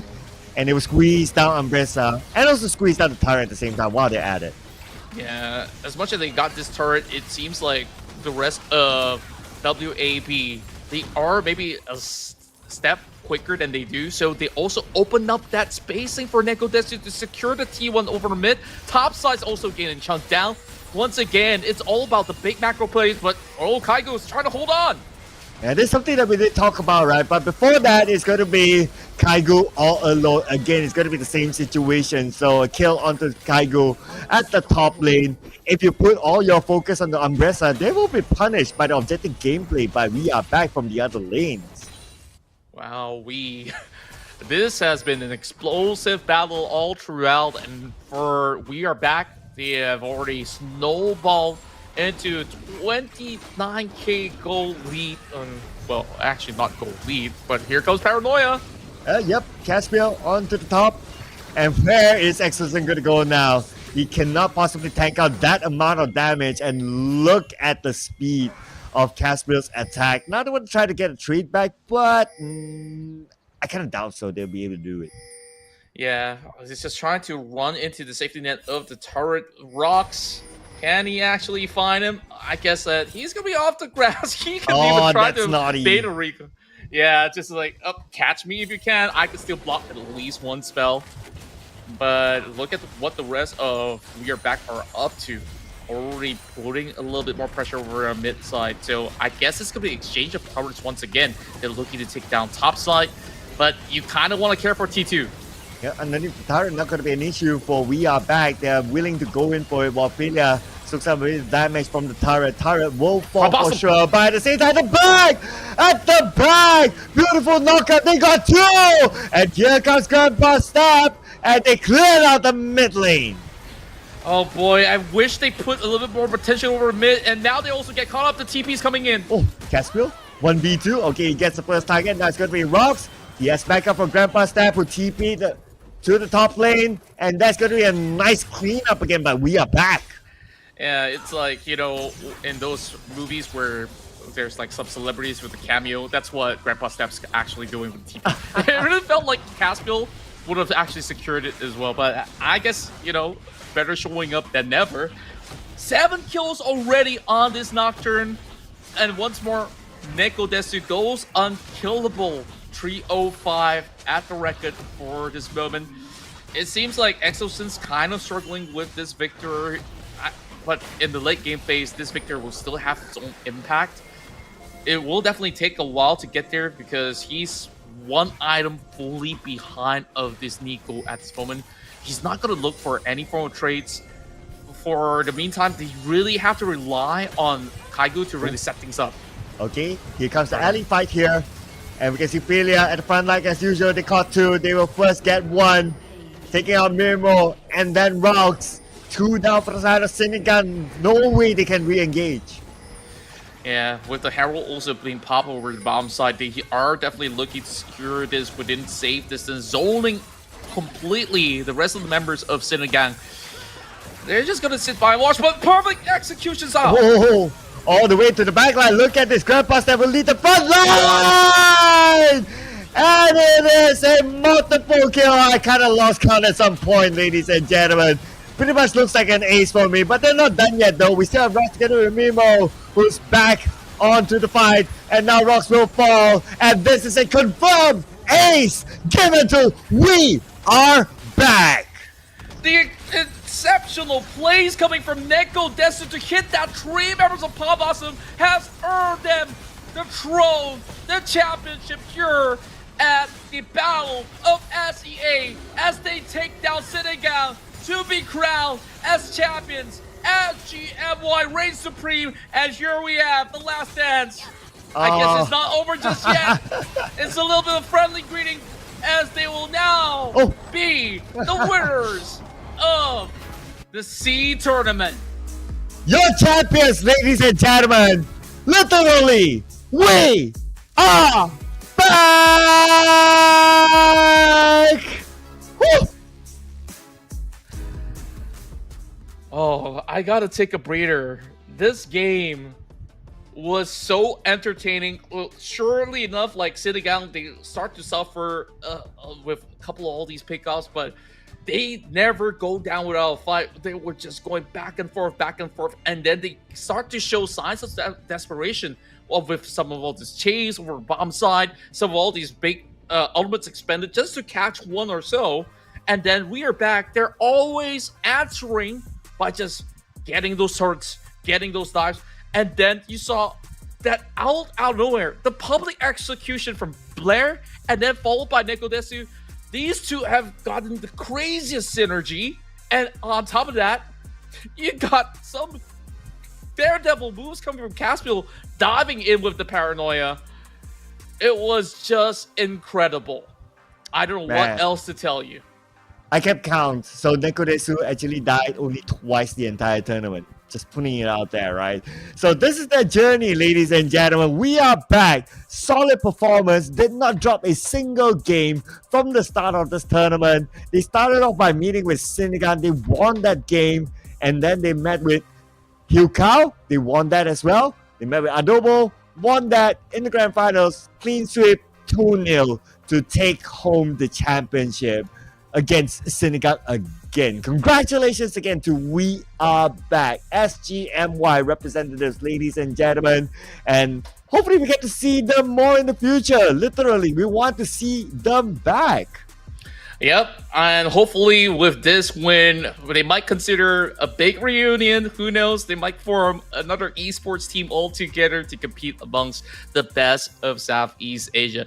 If that gets you pumped up, I'm pretty sure you guys want to also check out the League of Legends Championship Pacific. That's going to be happening throughout some of all these weeks to come. So that's it.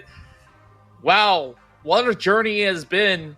Does SGMY have shown that they have the prowess to take on some of the biggest challengers around the region. And that's it. It all goes down to a close as the champion. We are back. They receive the big launcher of $2,000. 2,000 US dollars for the victors. We are back. Second place Senegal will take home 1,600 US dollars, which is pretty nice, not gonna lie, right? And everyone in this tournament will take home something. And of course, the memories of again competing in this competitive match, League of Legends. It's been a while. I'm pretty sure not only for us watching these amazing players play, but also for themselves as well. It's a big throwback for them to be able to compete in such a match where we assemble some of the best in Southeast Asia. So whatever it is, everyone's a victor. Everyone had a good time, and everyone wins. Yeah, I definitely enjoyed all these actions from start to finish since we began from yesterday's run. I mean, I've been craving to cast League for a very long time now. It's great to be back. We are all back, and I hope to get to do this a whole lot more with you, Sir Cloud. So now that everything's pretty much all wrapped up, any words from you, Sir Cloud, before we close off the night? The whole Senegal, adobo, sandwich. It's just making me hungry. You know, I'm already thinking about food by now. But aside from food, of course, I'm thinking of like maybe filling this with finally a Galio figurine. So I don't know if anyone from Riot Games is probably listening. You know, I'm a big Galio guy. You know, if I can get a Galio figurine behind me, it'll be pretty sweet. Just saying. Well, you probably need to cast a couple of rounds for free if that's going to be the case. I'll take it. But, if that's going to be the case, of course, we have to thank everybody for being so supportive. Starting with you guys who have been watching the stream, our dear co-streamers that's been also running their own broadcasts, whether it's on their own social media platforms, and of course, big thank you to Riot Games for putting all of this together. Now, that really gets me pumped up to get into some rounds back in the Rift. So I guess I don't want to take too much. Where you go get your food, and I'm going to play some ranked games for my own. So till then, take care, ladies and gents. This is Contra and Sir Cloud signing out, and we'll see you in the next one.